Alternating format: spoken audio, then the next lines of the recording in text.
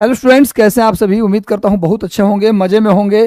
खूब आपकी पढ़ाई मज़े में चल रही होगी। तो लगातार हम लाइव सेशन ले रहे हैं। क्या पढ़ना है वो मैंने आपको परसों बताया था।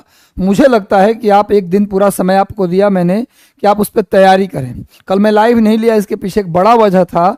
आपको पूरा सिलेबस बताने के बाद आपको प्रिपरेशन करने पर देना कि आप कहाँ से कौन टॉपिक पढ़ेंगे। मुझे विश्वास है कि जिस किताब को आप पढ़ रहे होंगे उस किताब से आप उसको सिलेक्ट कर लेंगे। ठीक है, हम देख लेंगे बाद में जो मैसेज है, मैसेज बाद में। हाँ, सोना मना है गुरु, ठीक है, सोना मना है बिल्कुल। मैं बता रहा हूँ आप लोगों को। हिमांशु यादव जी बोल रहे हैं, बहुत बहुत धन्यवाद हिमांशु जी, आपको मुझे पुराना डायलॉग याद करा दिया आप। मैं कह रहा हूँ परसों मैंने बताया था सिलेबस आप लोगों को, और सिलेबस में हमने आज कल पूरा दिन टाइम दिया कि आप पूरा काम कर लिए होंगे कहाँ से कौन सा टॉपिक पढ़ना है, एनसीईआरटी से कौन सा टॉपिक पढ़ना है, लूसेंट या क्राउन से कौन सा टॉपिक पढ़ना है, इंटरनेट से कौन सा टॉपिक पढ़ना है और कैसे पढ़ना है, पूरी आप फ्रेम कर लिए होंगे। ये बताने जो मैं कल परसों बताया था एकदम लिख लीजिए, उससे बाहर क्वेश्चन जीएस में नहीं जाएगा। जीएस अगर वहां से कर लेते हैं, उसके बाद करंट अफेयर आपको करना है। करंट अफेयर आप कहीं से भी कर सकते हैं, आप डेली न्यूज़पेपर भी पढ़ें तब भी हो जाएगा, और अगर आप छोटा मोटा गाइड वगैरह स्पीडी टाइप का देख लें तब भी काम हो जाएगा। तो गुरु आप करंट के लिए स्पीडी को फॉलो कर सकते हैं, हालांकि करंट से उतने ज़्यादा सवाल आते नहीं हैं। तो भैया आप लोग का जो टॉपिक बताया हूँ, सिलेबस बताया हूँ, एक कन्फ्यूजन था कि सर किसके लिए बताएं, प्राइमरी के लिए बताया कि 6 to 8 के लिए बताया कि 9-10 के लिए बताया, 11-12 के लिए बताया। वो जो मैं बताया हूँ वो यूनिवर्सल है, आप उसको कंप्लीट कर लें तो प्राइमरी 6 to 8, 9, 10, 11, 12 सब जगह वो कंप्लीट, मतलब कहीं भी जीके जीएस में दिक्कत आपको नहीं होगा। चलिए तो अच्छे से करते रहिए। मैं पढ़ लेता हूँ आपके कमेंट को। गुरु जी क्या हाल है, सही है भाई।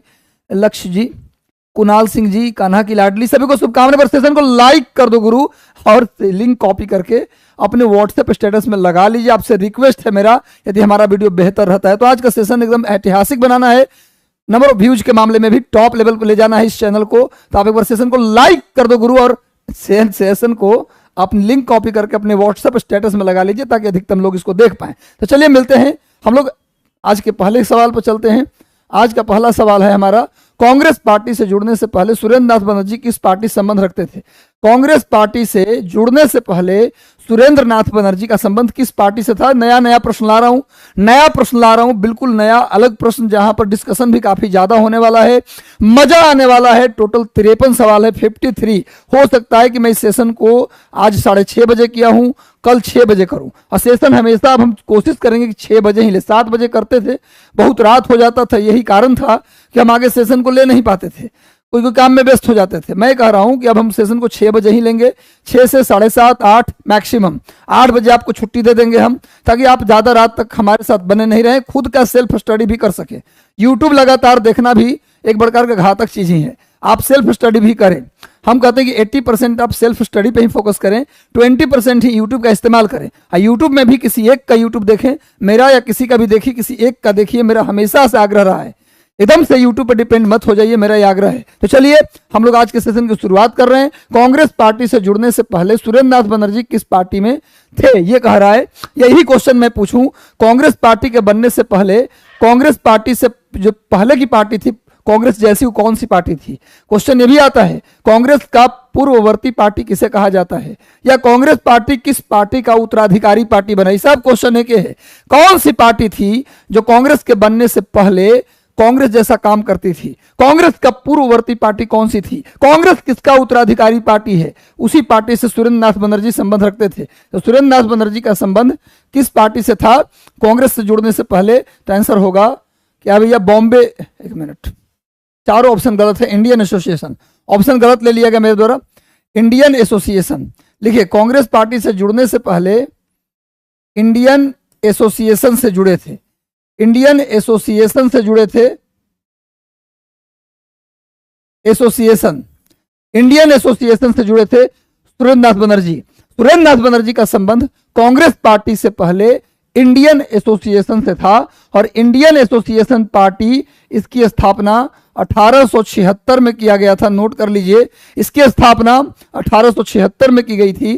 कांग्रेस बनने से पहले कांग्रेस जैसा काम यही पार्टी करती थी। तो कांग्रेस का पूर्ववर्ती पार्टी कौन है, तो इंडियन एसोसिएशन। कांग्रेस किस पार्टी का उत्तराधिकारी पार्टी बना, तो इंडियन एसोसिएशन। सुरेंद्र दास बनर्जी कांग्रेस में जुड़ने से पहले किस पार्टी के मेंबर थे? तो इंडियन एसोसिएशन। ये तीनों का आंसर सेम होगा। इंडियन एसोसिएशन की स्थापना 1876 में किया गया था। नोट कर लीजिए, ये वही सुरेंद्र दास बनर्जी हैं जिनका एक मैगजीन था बंगाली, अंग्रेजी भाषा में। नोट कीजिए, इनकी एक मैगजीन थी जिसका नाम था बंगाली। बंगाली मैगजीन का नाम, पत्रिका का नाम बंगाली, भाषा अंग्रेजी। बंगाली नाम है लेकिन अंग्रेजी भाषा में छपता था, याद रखिएगा। सुरेंद्र दास बनर्जी के बारे में कहते हैं, पत्रकारिता धर्म का निर्वहन करते हुए, पत्रकार के धर्म का निर्वहन करते हुए जेल जाने वाले पहले व्यक्ति। वैसे तो कहीं कहीं आप देखेंगे कि बाल गंगाधर तिलक भी आंसर देता है, लेकिन नहीं, सुरेंद्र दास बनर्जी पत्रकारिता के धर्म का निर्वहन करते हुए जेल जाने वाले पहले लीडर, पहले नेता कौन थे? लिखिए, पत्रकारिता के धर्म का निर्वहन करते हुए जेल जाने वाले पहले लीडर थे सुरेंद्र दास बनर्जी। सुरेंद्र दास बनर्जी ने कांग्रेस का संविधान तैयार किया था। कांग्रेस का संविधान किसने तैयार किया? सुरेंद्र दास बनर्जी ने तैयार किया। और सुरेंद्र दास बनर्जी ने 2 बार कांग्रेस की अध्यक्षता की। 1895 में पुणे में ये कांग्रेस के अध्यक्ष थे और 1902 में अहमदाबाद में भी कांग्रेस अध्यक्ष कौन थे? सुरेंद्र दास बनर्जी। यानी सुरेंद्र दास बनर्जी 2 बार कांग्रेस के अध्यक्ष रहे, 1895 में पुणे में और 1902 में अहमदाबाद में। इसको भी याद कर लीजिएगा। सुरेंद्र दास बनर्जी का निधन 1925 में हुआ था। सुरेंद्र दास बनर्जी का डेथ कब हुआ? 1925 में। ये भी नोट कर लीजिएगा। सुरेंद्र दास बनर्जी कांग्रेस के संविधान के रचयिता हैं। कांग्रेस का संविधान इन्होंने लिखा था। कांग्रेस का आधिकारिक इतिहास किसने लिखा था? तो पटाभी सीतारामैया। कांग्रेस का ऑफिशियल हिस्ट्री, आधिकारिक इतिहास किसने लिखा? तो पटाभी सीतारामैया ने लिखा। कांग्रेस का आर्थिक इतिहास किसने लिखा? तो रमेश चंद्र दत्त ने लिखा। हमेशा लगातार बोलने से, बोल बोल के पढ़ने से, आप भी बोल बोल के पढ़िएगा, रिवीजन करने से ज्यादा समय तक याद रहता है। देखिए भैया, पहले पढ़िए, पढ़ने के बाद उसका डिस्कशन कीजिए, उसको लिखिए, याद हो जाएगा। चलिए हम लोग आगे आते हैं। इसका हम स्क्रीनशॉट ले लेते हैं ताकि आपको दिक्कत ना हो। आगे आइए। कांग्रेस पार्टी के पहले पार्षद अध्यक्ष कौन थे? कांग्रेस पार्टी के पहले पार्षद अध्यक्ष, एक बार सेशन को लाइक कर दो गुरु, एक बार सेशन को लाइक कर दीजिए। 1800 मुन्ना कुमार जी 1895 में पुणे में और 1902 में अहमदाबाद में। पुष्कर का ब्लॉग, सुरेंद्र दास बनर्जी इन पुणे, बिल्कुल सही बोल रहे हैं आप। रजनीश जी, शालिनी कुमारी सर, अनिल चौहान का कमेंट पढ़ लीजिए। अनिल चौहान कहाँ है भैया? अनिल चौहान का कमेंट पढ़ लीजिए। अनिल चौहान जी कहाँ गए? हाँ, अनिल चौहान जी मिल गए। सर चैप्टर वाइज एमसीक्यू कराइए, ठीक है। मैं अनिल चौहान जी और जो भी थे शिल्पी, पता नहीं कौन थे, मैं बता दूं कि मैं चैप्टर वाइज अभी क्यों नहीं ला रहा हूं। सब कुछ पारदर्शी है, इसके पीछे कारण है अभी तत्काल टाइम का न मिलना। हम एक सेशन मिसलेनियस चलाते रहेंगे, इसके अलावा हम 1 घंटे का सेशन अलग से लेंगे जिसमें हम चैप्टर वाइज ही कराएंगे। और भी शिक्षक जुड़ने वाले हैं, जुड़ेंगे। कुछ टीचर जो हैं कहीं बिजी हैं, लगातार सबको जोड़ने की कवायद चल रही है। सब मेरे ही जैसे दमदार टीचर हैं, लेकिन मेरे द्वारा एक सेशन चैप्टर वाइज आएगा और एक मिसलेनियस आएगा, वो मैं लूंगा उसको, इसके अलावा उसमें कोई नहीं आएगा, इसके बाद ही कोई लेगा। तो तत्काल टाइम की कमी है, मैं कोशिश कर रहा हूं मैनेज करने का, धीरे धीरे आप लोग को मैनेज कर ही रहा हूं। मैं श्योर करूंगा जो सब्स्टिट्यूट मैं दूंगा आपको वो कहीं नहीं मिलने वाला है। बस आप जुड़े रहिए, लगातार बने रहिए। सेशन को लाइक कर दो गुरु। कांग्रेस पार्टी के पहले पारसी अध्यक्ष कौन थे भाई, जरा बताइए? तो दादा भाई नौरोजी कांग्रेस पार्टी के पहले पारसी अध्यक्ष थे। भाई कांग्रेस पार्टी के पहले पारसी अध्यक्ष कौन थे? दादा भाई नौरोजी। ये 1886 में कांग्रेस अध्यक्षता किए। 1886, 1883, 1893 और 1906। 3 बार कांग्रेस अध्यक्ष रहे हैं। पहली बार कलकत्ता में रहे, दूसरी बार लाहौर में रहे, और तीसरी बार कलकत्ता में रहे।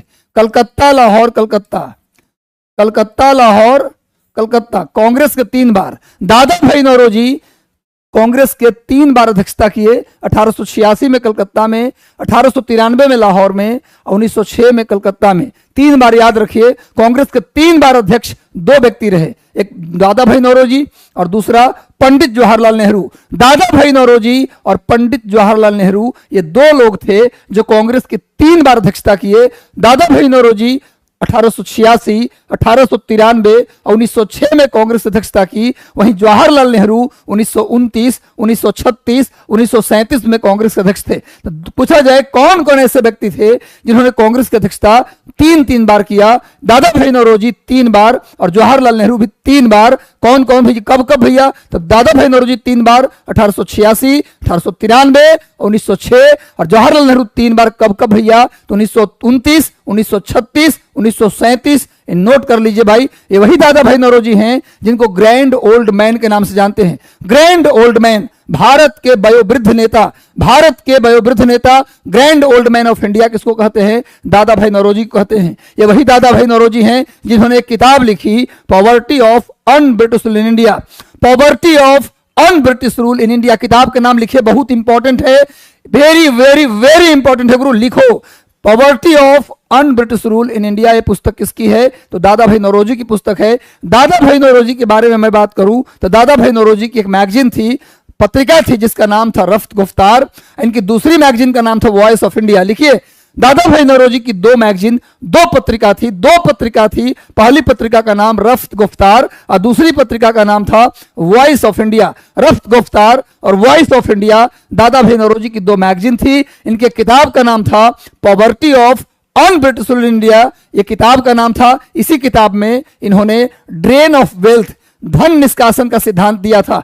कैसे अंग्रेज, कैसे ब्रिटिश यहां से धन को लूट कर ले जा रहे हैं, कैसे 1 रुपए के सामान को वहां से लाकर 100 रुपए में बेच रहे हैं, इस बात का खुलासा करने वाले, धन के लूट का सिद्धांत देने वाले पहले व्यक्ति थे दादा भाई नौरोजी। ड्रेन ऑफ वेल्थ, यहां से अंग्रेज किस तरीके से भारत को लूट रहे हैं, कैसे यहां से कच्चा माल 1 रुपए में ले जाते हैं और वहां से बना हुआ माल, वही चीज का बना हुआ माल यहां के 100 गुना यानी 100 रुपए में बेचते हैं। किस तरीके से भारत को लूटा जा रहा है, यहां के लोगों की बेरोजगार किया जा रहा है, कंगाल किया जा रहा है, यह बात इन्होंने दिया। Drain of wealth, theory of drain of wealth, धन निष्कासन का सिद्धांत किसने दिया? दादा भाई नौरोजी ने दिया। किस किताब में दिया? तो poverty of un British rule in India में दिया। इसको नोट कर लीजिए। एक बात और बता दें आपको हम, ये वही दादा भाई नौरोजी हैं, दादा भाई नौरोजी हैं जो 1906 में जब कांग्रेस के अध्यक्ष बने थे तो इतने बूढ़े हो गए थे कि अपनी भाषण भी नहीं पढ़ पाए थे। इनका भाषण कौन पढ़े थे? गोपाल कृष्ण गोखले। पूछता है 1906 के कांग्रेस अधिवेशन में जब दादा भाई नौरोजी कांग्रेस के अध्यक्ष बने तब उनका अध्यक्षीय भाषण कौन पढ़ा था? तो आंसर होगा गोपाल कृष्ण गोखले ने पढ़ा था, ये खुद नहीं पढ़े थे। दादा भाई नौरोजी की मृत्यु 1917 में हो गया था। दादा भाई नौरोजी की मृत्यु 1917 में हुआ।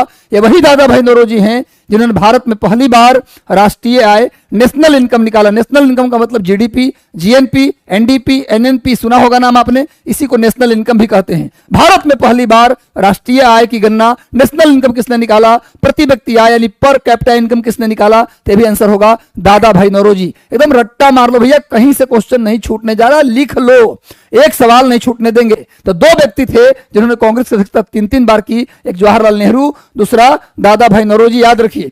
इसमें एक और ऑप्शन है सरोजनी नायडू। सरोजनी नायडू कांग्रेस की पहली महिला अध्यक्ष थी। सेशन को लाइक कर दो गुरु, जितने लोग जुड़े हैं 273 करंट व्यूअर हैं और लाइक है 157, तो सभी लोग प्लीज लाइक कर दो। सेशन को लाइक करने में कितना टाइम लगता है गुरु? टिक। चलिए मैं कहता हूं सरोजनी नायडू की बात करें, एक कांग्रेस की पहली भारतीय महिला अध्यक्ष थी। 1925 में कानपुर सेशन में कांग्रेस की अध्यक्षता की थी। सरोजनी नायडू कांग्रेस की पहली भारतीय महिला अध्यक्ष थी। कांग्रेस की पहली भारतीय महिला अध्यक्ष 1925 के कानपुर सेशन में ये कांग्रेस अध्यक्ष बनी थी। ये वही सरोजनी नायडू हैं जिन्होंने 2 किताब, ऐसे तो कई किताबें लिखी लेकिन 2 इंपॉर्टेंट किताब है इनकी। एक किताब का नाम है, एक बुक का नाम है इनका ब्रोकन विंग और दूसरी किताब का नाम है गोल्डन थ्रेशोल्ड। इनकी 2 किताब का नाम जरूर याद रखिए, गोल्डन थ्रेशोल्ड और दूसरी किताब ब्रोकन विंग। ये दोनों आप नोट कर लीजिए। सरोजनी नायडू का। डब्ल्यू.सी. बनर्जी ये कांग्रेस के पहले अध्यक्ष थे। सुरेंद्र बनर्जी कहानी में कह चुका हूं। चलिए इसका आप स्क्रीनशॉट ले लीजिए। जितना बात मैं बोलता हूं एक बार दोबारा हमारे वीडियो के स्पीड को थोड़ा तेज कर लीजिए और देख लीजिए, बड़ी बड़ा कमेंट आ रहा है। चलिए हाँ, दिल्ली, बॉम्बे, कलकत्ता, बिहार के विद्यार्थियों के साथ कितना बुरा हुआ? 9-10 मैथ टीआरई 3.0, 262 में 199 बाहरी। चलिए शाह आलम जी, मैं आपके दर्द को समझ रहा हूं, बिल्कुल समझ रहा हूं। अब एक बार वेट कीजिए, वेट एंड वॉच, देखिए टीआरई 4 में क्या होता है। बस प्लीज क्वेश्चन पर फोकस करें, ज्यादा अभी अच्छा रहेगा। पॉवर्टी, देखो आ गया question, poverty of un British India किसकी पुस्तक है? इसमें अगर गलती की है तो कनपट्टी फोड़ेंगे। पॉवर्टी ऑफ अनब्रिटिश इंडिया किसकी पुस्तक है? हारना मना है गुरु, सोना मना भी है, हारना मना है, लेकिन डरना जरूरी है। हारना मना है, सोना मना है, डरना जरूरी है। डर को सिर पर मत बिठाओ, नहीं तो पढ़ नहीं पाओगे, लेकिन डर को अपने बगल में जरूर रखो। जो डरता है वही कुछ करता है। कौन कह दिया कि डरना मना है? डरना जरूरी है। डर को हमेशा बगल में जरूर रखो, क्योंकि इंसान डरता है तो कमरे में बंद होकर पड़ता है। जब तक धड़कन बढ़ेगा नहीं, इंसान की नींद भी नहीं खुलती है। चलो भैया आगे आओ, बताओ जल्दी से। किसने लिखा? दादा भाई नौरोजी ने लिखा, नोट कर लीजिए। दादा भाई नौरोजी ने लिखा poverty of un British rule India. चलिए नेक्स्ट आ जाओ गुरु। इनमें से किसकी मृत्यु सबसे पहले हुई? चलिए बताइए कौन सबसे पहले मरा, ये पूछ रहा है। तो गुरु इसका मैं ईयर लिख देता हूं। 1915 में गोपाल कृष्ण गोखले मरे। और कौन मरे? एक और व्यक्ति थे, फिरोज शाह मेहता। फिरोज शाह मेहता ये भी मर गए थे। कब भैया? ये भी मर गए थे 1915 में ही। दादा भाई नौरोजी की मृत्यु 1917 में हुआ। चित्तरंजन दास की मृत्यु 1925 में हुआ। और रविन्द्रनाथ टैगोर की मृत्यु 1941 में। बताओ इनमें से सबसे पहले कौन मरे? किसका डेथ सबसे पहले हुआ? जल्दी बताओ। गोपाल कृष्ण गोखले, दादा भाई नौरोजी, चित्तरंजन दास या रविन्द्रनाथ टैगोर? देख के तो बता दो यार, देख के तो आंसर बता दो कम से कम। मैं बता दूं गोपाल कृष्ण गोखले। ये वही गोपाल कृष्ण गोखले हैं जिन्होंने सर्वेंट्स ऑफ इंडिया सोसाइटी 1905 में बनाया। सर्वेंट्स ऑफ इंडिया सोसाइटी की स्थापना 1905 में किसने की? गोपाल कृष्ण गोखले ने की। गोपाल कृष्ण गोखले ने कांग्रेस की एक बार अध्यक्षता की है 1905 में ही। 1905 में गोखले ने दो काम किया। कांग्रेस की अध्यक्षता किया, कांग्रेस के बनारस सेशन 1905 में। कांग्रेस के 1905 दो काम इन्होंने 1905 में किया। 1905 में कांग्रेस के बनारस सेशन की अध्यक्षता किसने की? गोपाल कृष्ण गोखले ने किया। और 1905 में ही इन्होंने सर्वेंट्स ऑफ इंडिया सोसाइटी की स्थापना भी की। गोपाल कृष्ण गोखले महात्मा गांधी के राजनीतिक गुरु भी इनको कहते हैं। महात्मा गांधी के राजनीतिक गुरु कौन थे? गोपाल कृष्ण गोखले थे। और गोपाल कृष्ण गोखले के भी एक गुरु थे, महादेव गोविंद रानाडे। गोपाल कृष्ण गोखले के राजनीतिक गुरु पूछे तो महादेव गोविंद रानाडे, और गांधी जी के राजनीतिक गुरु पूछे तो गोपाल कृष्ण गोखले। यानी दादा गुरु थे कौन? एमजी रानाडे कौन थे? गांधी जी के दादा गुरु, गुरु जी के भी गुरु। तो गुरु महात्मा गांधी के गुरु गोखले, और गोखले के गुरु एमजी रानाडे, याद कर लीजिएगा। दादा भाई नौरोजी के बारे में पूरी कहानी बता चुके। इनकी मृत्यु 1917 में। और 1925 में दो लोग मरे। सुरेंद्र नाथ बनर्जी की भी मृत्यु, सुरेंद्र नाथ बनर्जी भी मर गए थे 1925 में। 1925 में सुरेंद्र नाथ बनर्जी का भी डेथ हो गया था। दो लोग याद कर लीजिए। रविन्द्रनाथ टैगोर का डेथ 1941 में। और महामना मदन मोहन मालवीय, मदन मोहन मालवीय का डेथ, मदन मोहन मालवीय का डेथ हुआ था 1944 में। ये भी नोट कर लीजिए। चलिए तो इसका स्क्रीनशॉट मैं ले लेता हूं, नोट करने की जरूरत नहीं है, शेयर कर दूंगा। लगातार जुड़े रहिए, सेशन को लाइक कर दो। गुरु आज का सेशन कैसा लग रहा है भी बताना है, लेकिन ऐतिहासिक बनाना है। हिस्टोरिकल तब बनेगा जब सेशन को आप लाइक कर दीजिएगा और लिंक कॉपी करके अपने अपने स्टेटस में लगा लीजिएगा। चलिए नेक्स्ट आ जाओ गुरु, अगले सवाल पे हम आते हैं। नेक्स्ट आओ, अल हिलाल और अल बलाग, ये पत्रिका किसकी है? अल हिलाल और अल बलाग, ये दोनों ये 1912 में और ये 1913 में आई थी। अल हिलाल पहले आया, जिसको अंग्रेजों ने बैन कर दिया। अल हिलाल पत्रिका को अंग्रेजों ने क्या कर दिया? बैन कर दिया। तो इसी के जगह पर बाद में अगले ही साल अल बलाग निकाला गया। ये दोनों मैगजीन किसकी है भैया? ये वही व्यक्ति हैं जो स्वतंत्र भारत के पहले शिक्षा मंत्री रहे हैं। स्वतंत्र भारत के पहले शिक्षा मंत्री कौन थे? मौलाना अबुल कलाम आजाद। इनका जन्म 11 नवंबर 1888 को हुआ था। 11 नवंबर 1888 को जन्म हुआ मौलाना अबुल कलाम आजाद को। ये आजाद भारत के पहले शिक्षा मंत्री थे, इसीलिए इनके जन्मदिन 11 नवंबर को हम लोग नेशनल एजुकेशन डे यानी राष्ट्रीय शिक्षा दिवस के रूप में मनाते हैं। नेशनल एजुकेशन डे, राष्ट्रीय शिक्षा दिवस के रूप में मौलाना अबुल कलाम आजाद के जन्म दिवस को राष्ट्रीय शिक्षा दिवस के रूप में मनाया जाता है। भैया 11 नवंबर को इनका जन्मदिन था 1888 में। और 14 नवंबर को किसका जन्म है? 14 नवंबर 1889 को किसका जन्म हुआ था? चाचा नेहरू का। इसीलिए चाचा नेहरू के जन्म दिवस को बाल दिवस मनाते हैं। तो 11 नवंबर नेशनल एजुकेशन डे, राष्ट्रीय शिक्षा दिवस, और उसके 3 दिन बाद 14 नवंबर को हम मनाते हैं बाल दिवस, जिस दिन सभी बच्चों को चॉकलेट खिलाते हैं। तो मौलाना अबुल कलाम आजाद की एक पुस्तक थी जिसका नाम था India wins freedom. Maulana Abul Kalam Azad ने एक किताब भी लिखा था जिसका नाम था इंडिया विंस फ्रीडम, और इस किताब पर भी बैन लगा था। ये जो लिखते थे, जो करते थे, इतना पुख्ता लिखते थे कि अंग्रेज इसको बैन कर देता था। तो अल हिलाल बैन हुआ तो निकाल दिया अल बलाग। उन्होंने किताब लिखी इंडिया विंस फ्रीडम, उसको भी बैन किया गया। पब्लिश नहीं होने दिया गया। अब मौलाना अबुल कलाम आजाद का जन्म दिवस 11 नवंबर को नेशनल एजुकेशन डे, 14 नवंबर को नेहरू जी के जन्मदिन को क्या मनाते हैं, चिल्ड्रन डे, मैंने बाल दिवस मनाते हैं। चलिए आगे आते हैं, नेक्स्ट आ जाओ गुरु, नेक्स्ट आ जाओ। अल हिलाल अल बलाग इंडिया विंस फ्रीडम, रट लो भैया। कौन? मौलाना अबुल कलाम आजाद। आजाद भारत के पहले शिक्षा मंत्री मौलाना अबुल कलाम आजाद। आजाद भारत के पहले कानून मंत्री कौन थे? भीमराव अंबेडकर, डॉक्टर भीमराव अंबेडकर आजाद भारत के पहले कानून मंत्री थे, संविधान मंत्री थे। आजाद भारत के पहले गृह मंत्री कौन थे भैया? और पहले गृह मंत्री कौन थे? तो ये थे सरदार वल्लभ भाई पटेल। अब रक्षा मंत्री कौन थे आजाद भारत के पहले? सरदार बलदेव सिंह। आजाद भारत के पहले प्रधानमंत्री कौन थे? तो चाचा नेहरू, पंडित जवाहरलाल नेहरू। कांग्रेस में स्वराज की मांग तो 1906 में की गई थी। बड़ा अच्छा सवाल, क्वेश्चन में ही आंसर बहुत सारा है गुरु। कांग्रेस में स्वराज शब्द की मांग 1906 में की गई थी। यह भी एक जीके हो गया। क्वेश्चन आएगा कि कांग्रेस में स्वराज की मांग कब की गई? 1906 के कांग्रेस के कलकत्ता अधिवेशन। आपको याद है, भी बताया था थोड़ी देर पहले, 1906 में कांग्रेस के अध्यक्ष थे दादा भाई नौरोजी, जो अपना इतने बूढ़े हो गए थे कि अपनी भाषण भी नहीं पढ़ सकते थे। तो उनका भाषण कौन पढ़ा था? गोपाल कृष्ण गोखले। जब दादा भाई नौरोजी 1906 में कांग्रेस की अध्यक्षता की तो उनका अध्यक्षीय भाषण, प्रेसिडेंशियल स्पीच कौन पढ़ा? तो गोपाल कृष्ण गोखले ने पढ़ा। यह भी क्वेश्चन आया हुआ है। और मैं बता दूं कि उसमें स्वराज की मांग की गई थी, लेकिन पूर्ण स्वराज की मांग कब की, ये पूछ रहा है। पूर्ण स्वराज और पूर्ण स्वराज में क्या अंतर है? स्वराज को अंग्रेजी में बोलते हैं डोमिनियन स्टेट। स्वराज को अंग्रेजी में क्या बोलते हैं? Dominion state. क्या बोलते हैं गुरु? Dominion state. नोट कर लीजिए। इसका मतलब होता है कि राजा कोई और रहेगा, शासन आप करिए, पर राजा कोई और रहेगा। लेकिन पूर्ण स्वराज का मतलब होता है शासन भी हम करेंगे और राजा भी हम ही रहेंगे। तो भैया स्वराज की मांग 1906 में की गई, लेकिन पूर्ण स्वराज की मांग 1929 में की गई। भाई जब भारत में स्वराज की मांग की गई थी उस समय ब्रिटिश सरकार के द्वारा 4 देश को स्वराज दिया जा चुका था। कनाडा, न्यूजीलैंड, ऑस्ट्रेलिया और दक्षिण अफ्रीका। ऑस्ट्रेलिया, कनाडा, न्यूजीलैंड और दक्षिण अफ्रीका, ये 4 देश ऐसे थे जिनको 1906 से पहले स्वराज मिल चुका था। इसलिए भारत ने भी मांग की कि भैया राजा आप रहिए, हमको शासन तो करने दीजिए कम से कम। डोमिनियन से पूरा राज्य नहीं चाहिए, बस शासन करने का अधिकार चाहिए। जैसे आपने दक्षिण अफ्रीका को दिया, ऑस्ट्रेलिया, न्यूजीलैंड और कनाडा को दिया, वैसे ही शासन करने का अधिकार दीजिए। कनाडा में तो अभी भी आप जाइएगा तो वहां पर कौन होता है? कनाडा में शासन का हेड राष्ट्रपति, इंडिया जैसे है ना। भारत में शासन का हेड कौन है? राष्ट्रपति है। कनाडा में आज भी शासन के हेड ब्रिटेन की महारानी होती है, नहीं पता आपको?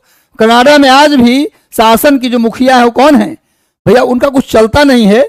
ऑनरेरियम के तौर पर अभी भी उनका आदर करते हुए वहां की महारानी किसको बनाया जाता है गुरु? ब्रिटेन की महारानी को ही। ऑस्ट्रेलिया चोला फेंक दिया, न्यूजीलैंड फेंक दिया, साउथ अफ्रीका में तो महारानी विक्टोरिया की मूर्ति को कालिख पोत दिया आज से 2-3 साल पहले। सब तोड़ ताड़ के फेंक दिया, अंग्रेजों का जितना भी था वो सब तोड़ ताड़ के फेंक दिया साउथ अफ्रीका में। खैर जाने दीजिए। तो मैं कह रहा हूं पूर्ण स्वराज की मांग भारत ने 1929 में की। ये 1929 का जो साल था परीक्षा के लिए गुरु इतना महत्वपूर्ण है कि नोट डाउन करिए। ये 1929 का साल ये ऐसा साल था जब पंडित जवाहरलाल नेहरू, चाचा नेहरू, कांग्रेस के पहली बार अध्यक्ष बने थे। ये सेशन लाहौर में हुआ था, रावी नदी के किनारे। 1929 में कांग्रेस का सेशन लाहौर में रावी नदी के किनारे हुआ, जहां पंडित जवाहरलाल नेहरू पहली बार कांग्रेस के अध्यक्ष बने। इस सेशन में पहली बार तिरंगा फहराया गया। कांग्रेस में पूछा जाता है पहली बार तिरंगा कब फहराया गया? तो 1929 के लाहौर अधिवेशन में। पूर्ण स्वराज की मांग कब की गई? तो 1929 के लाहौर अधिवेशन में। और इसी सेशन में कहा गया कि अब हर साल हम लोग पूर्ण स्वराज दिवस मनाएंगे। हर साल हम लोग अब 26 जनवरी को पूर्ण स्वराज दिवस मनाएंगे। 26 जनवरी को ध्यान रखिएगा। अब इसीलिए 26 जनवरी को ही क्वेश्चन ये भी आता है कि हर साल जब 26 नवंबर को ही संविधान बनकर तैयार हो गया था, 26 नवंबर 1949 को ही जब संविधान बनकर तैयार हो गया, फिर 26 जनवरी को लागू करने की क्या जरूरत थी? क्योंकि 26 जनवरी का डेट जो था उस आजादी 15 अगस्त को मिलने के कारण वो डेट खाली हो गया था। तो इसीलिए 26 जनवरी जो मनाते थे पूर्ण स्वराज दिवस, वो डेट खाली हो गया था। इसीलिए सोचा गया कि डेट खाली क्यों रहे, वो भी एक ऐतिहासिक डेट है, इसीलिए उसी दिन हम संविधान लागू करेंगे। पूछा जाता है कि 26 जनवरी को ही संविधान क्यों लागू किया 1950 में? क्योंकि 26 जनवरी को पहले हम पूर्ण स्वराज दिवस मनाते थे। कब से मना रहे थे? 1930 से। 1929 में घोषणा हुआ कि अब हर साल हम लोग 26 जनवरी को पूर्ण स्वराज दिवस मनाएंगे। पहली बार तिरंगा फहराया गया, पूर्ण स्वराज की मांग की गई और जवाहरलाल नेहरू पहली बार कांग्रेस के अध्यक्ष बने 1929 में। ये सब याद कर लीजिए। उसी तरह 1925 का जो साल था ये भी बड़ी इंपॉर्टेंट साल है। 1925 में ही कांग्रेस को पहली भारतीय महिला अध्यक्ष मिला। कांग्रेस के पहली भारतीय महिला अध्यक्ष सरोजिनी नायडू कब बने अध्यक्ष? 1925 में। 1926 में कांग्रेस का सेशन गुवाहाटी में हुआ था, जहां कांग्रेसियों को खादी पहनना अनिवार्य कर दिया। क्वेश्चन आता है, कांग्रेसियों को खादी पहनना अनिवार्य कर दिया गया कब से? तो 1926 से। 1926 में कांग्रेस के गुवाहाटी अधिवेशन, जहां अध्यक्ष थे श्रीनिवास अयंगर, कांग्रेस के गुवाहाटी अधिवेशन के अध्यक्ष थे श्रीनिवास अयंगर। नोट कीजिए, श्रीनिवास अयंगर, याद रहेगा। श्रीनिवास अयंगर पुराना टाइप का नाम है, तो ये आदमी पुराना जैसा ही काम करेंगे, सबको खादी पहनवाएंगे, तो गुरु ऐसे याद रहेगा। श्रीनिवास अयंगर 1926 गुवाहाटी में हुआ और खादी पहनना कांग्रेसियों के लिए अनिवार्य कर दिया गया। जो कांग्रेसी होगा वो खादी ही पहनेगा। इसके अलावा 1925 बताए कांग्रेस का सेशन कानपुर में हुआ और पहली भारतीय महिला अध्यक्ष सरोजिनी नायडू बनी। 1911 की बात करें, पहली बार जन गण मन गाया गया। 1911 के अधिवेशन कलकत्ता में हुआ था। 1911 का कांग्रेस अधिवेशन कहां हुआ था?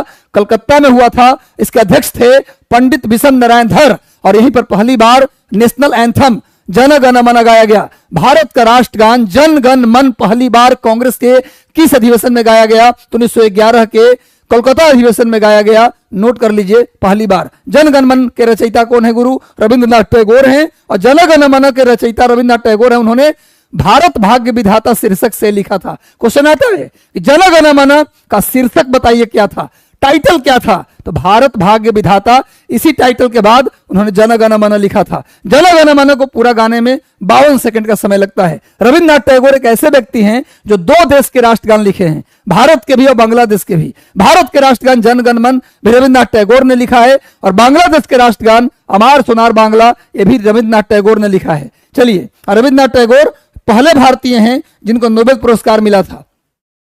इतना ज्ञान देखो, कोशिश कर रहा हूं कि मैक्सिमम ज्ञान दिया जाए। कैसा लग रहा है सेशन? एक बार कमेंट करके बताइएगा। मजा आ रहा है ना? तो सभी लोग बार यस लिख दीजिए। 425 लोग जुड़े हैं, लाइक है 303। प्लीज लाइक कर दो गुरु। मजा आ रहा है, सेशन अच्छा लगा तो सेशन को लाइक कर दो गुरु। चलिए आगे बढ़ते हैं, नेक्स्ट आ जाओ। 1906 हो गया ना? नहीं हुआ। कांग्रेस के किस अधिवेशन में पंडित जवाहरलाल नेहरू ने कहा था?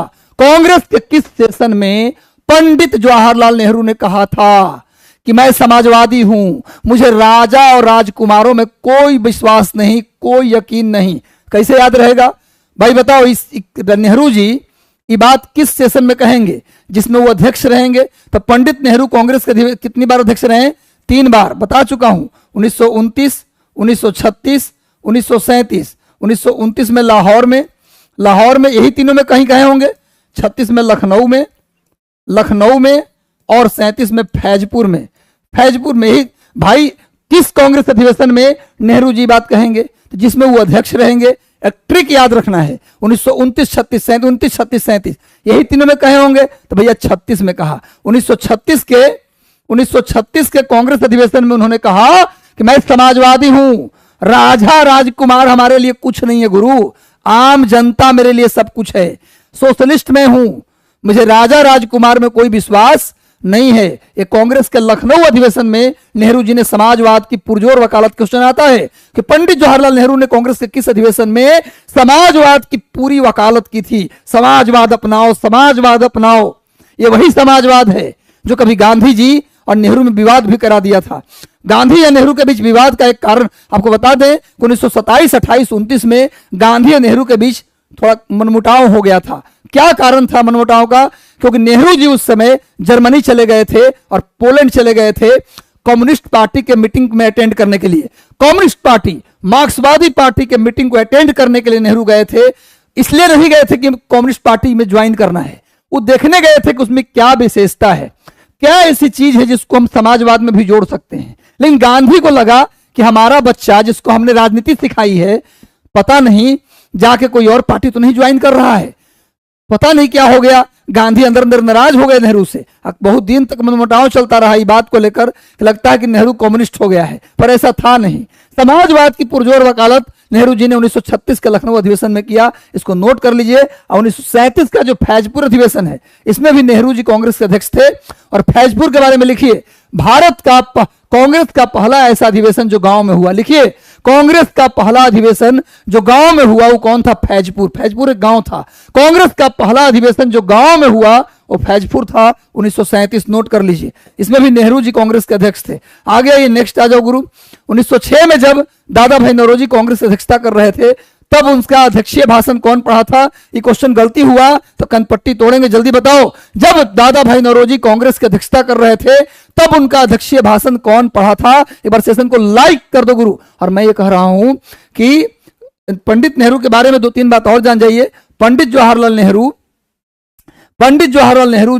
की 2-3 पुस्तक उसको जान जाइए। पंडित जवाहरलाल नेहरू की एक पुस्तक है पिता के पत्र पुत्री के नाम, दूसरी पुस्तक है दूसरी पुस्तक है डिस्कवरी ऑफ इंडिया, और तीसरी पुस्तक है ग्लिम्पसेज ऑफ वर्ल्ड हिस्ट्री। 3 किताब याद रखिए। नेहरू जी 5 बार भारत के प्रधानमंत्री रहे, ये भी नोट कर लीजिए। नेहरू जी कुल 5 बार भारत के प्रधानमंत्री रहे, ये भी नोट कर लीजिए। तो भैया 1906 में जब दादा भाई नौरोजी कांग्रेस की अध्यक्षता कर रहे थे तब उनका अध्यक्षीय भाषण कौन पढ़ा था? ये बताइए। क्वेश्चन गलती हुआ कनपट्टी फोड़ेंगे। ये क्वेश्चन गलती नहीं है, गोखले याद कर लीजिए। ये उत्तर प्रदेश पीसीएस में क्वेश्चन आया हुआ है। आगे आइए, next. Servants of India society के संस्थापक कौन थे? अभी बताया हूं। ये भी क्वेश्चन गलती नहीं होना चाहिए। सेशन को लाइक कर दो गुरु, मजा आ जाना चाहिए। एक बार सेशन को लाइक कर दीजिए। आपका सेशन हम जनरली अब 6 बजे से ही लेंगे, 7 बजे से पॉसिबल नहीं हो पा रहा था, ज्यादा रात हो जा रहा था। अब हम 6 बजे से ही आपका सेशन स्टार्ट कर देंगे। पूरी कोशिश करेंगे और कोशिश करेंगे कि 1.5 घंटा सेशन लें। 6 से 7:30 मिसलेनियस लें और 7:30 से 8, 8:15 45 मिनट टॉपिक वाइज भी लें। तो कोशिश करेंगे। अब टेंशन न लीजिए, आपके लिए मैं हूं। मैं जहां भी आज पहुंचा हूं पदाधिकारी के रूप में भी है, जहां भी टिका हूं, बहुत प्यार मिला है आपका, बहुत आगे बढ़ाए हैं आप लोग, बहुत सपोर्ट मिला है आपका। तो मैं चाहता हूं किसी प्रकार का सपोर्ट बनाए रखिए। मैं भी आपके साथ उस सपोर्ट को ध्यान में रखते हुए हमेशा आपके साथ खड़ा रहूंगा, कोई साथ दे या ना दे, है ना। चलिए, एक लाइन है ना कि भैया तकलीफों में जो जिसका जीवन ही तकलीफों में पला है वो इंसान क्या डरे आग से, है ना। कोई साथ न दे मेरा, चलना मुझे आता है, आग से वाकिफ हूं, जलना मुझे आता है। चलो गुरु, जलने की कला आनी चाहिए। दुनिया कहीं जाए, भाड़ में जाए, कोई मतलब नहीं है। चलो गुरु, पढ़ते रहिए भाई। सर्वेंट्स ऑफ इंडिया सोसाइटी की स्थापना 1905 में हुआ था और बता चुका हूं। गोपाल कृष्ण गोखले ने 1905 में 2 काम किया। एक, उनको कांग्रेस के बनारस अधिवेशन में उन्हें अध्यक्ष बनाया गया और उसी साल उन्होंने सर्वेंट्स ऑफ इंडिया सोसाइटी बनाया। गोखले महात्मा गांधी के राजनीतिक गुरु थे और गोखले के राजनीतिक गुरु कौन थे? एमजी रनाडे। नोट कर लीजिए। गोपाल कृष्ण गोखले की पत्रिका थी जिसका नाम था सुधारक। गोपाल कृष्ण गोखले के एक मैगजीन का नाम था, एक पत्रिका का नाम था सुधारक। नोट कर लीजिए। गोपाल कृष्ण गोखले के पत्रिका का नाम था सुधारक। मैं स्क्रीनशॉट ले चुका हूं। आगे बढ़ता हूं गुरु। आगे आइए, नेक्स्ट। राजा राम मोहन रॉय की मृत्यु के बाद ब्रह्म समाज का कमान किसने संभाला? राजा राम मोहन रॉय जब मर गए तब ब्रह्म समाज की कमान किसने संभाली? ये वही राजा राम मोहन रॉय हैं जिन्हें नवजागरण का पिता, पुनर्जागरण का पिता, धार्मिक सामाजिक सुधार आंदोलन का प्रणेता, लिखो, धार्मिक सामाजिक सुधार आंदोलन का प्रणेता राजा राम मोहन रॉय, नवजागरण के पिता राजा राम मोहन रॉय, पुनर्जागरण के पिता राजा राम मोहन रॉय। और राजा राम मोहन रॉय ने ही 1815 में आत्मीय सभा बनाया। आत्मीय सभा 1815 में बनाया। 1817 में अलेक्जेंडर डफ के साथ मिलकर राजा राम मोहन रॉय ने कलकत्ता में हिंदू कॉलेज की स्थापना, दिल्ली में भी हिंदू कॉलेज है लेकिन कलकत्ता वाले हिंदू कॉलेज की स्थापना 1817 में राजा राम मोहन रॉय ने की। 1825 में वेदांत कॉलेज की स्थापना की। 1825 में वेदांत कॉलेज और 1828 में ब्रह्म समाज की स्थापना की। और राजा राम मोहन रॉय के प्रयास से ही 1829 में सती प्रथा का अंत हुआ। लॉर्ड विलियम बेंटिक के द्वारा 1829 में राजा राम मोहन रॉय के प्रयास से सती प्रथा का अंत हुआ, धारा 17 के अनुसार, आर्टिकल 17 के अनुसार। और 1833 में राजा राम मोहन रॉय का डेथ हुआ कहां? तो ब्रिटेन के ब्रिस्टल में, इंग्लैंड के एक जगह ब्रिस्टल, वहां इनकी डेथ हो गई, वहीं उनकी समाधि है। क्वेश्चन ये भी आता है, एकमात्र धार्मिक सामाजिक सुधार आंदोलक, एकमात्र धार्मिक सामाजिक सुधारक जिनका समाधि भारत में नहीं है वो है राजा राम मोहन रॉय। तो राजा राम मोहन रॉय की 2 पत्रिका भी है।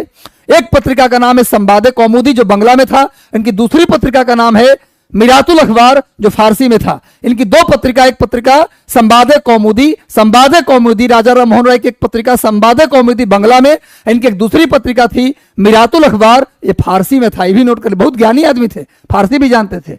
इनकी एक किताब, दो किताब भी थी इनका, दो किताब। राजा राम मोहन राय की एक किताब का नाम था प्रिसेप्ट्स ऑफ जीसस, इनकी दूसरी किताब का नाम था gift of monotheist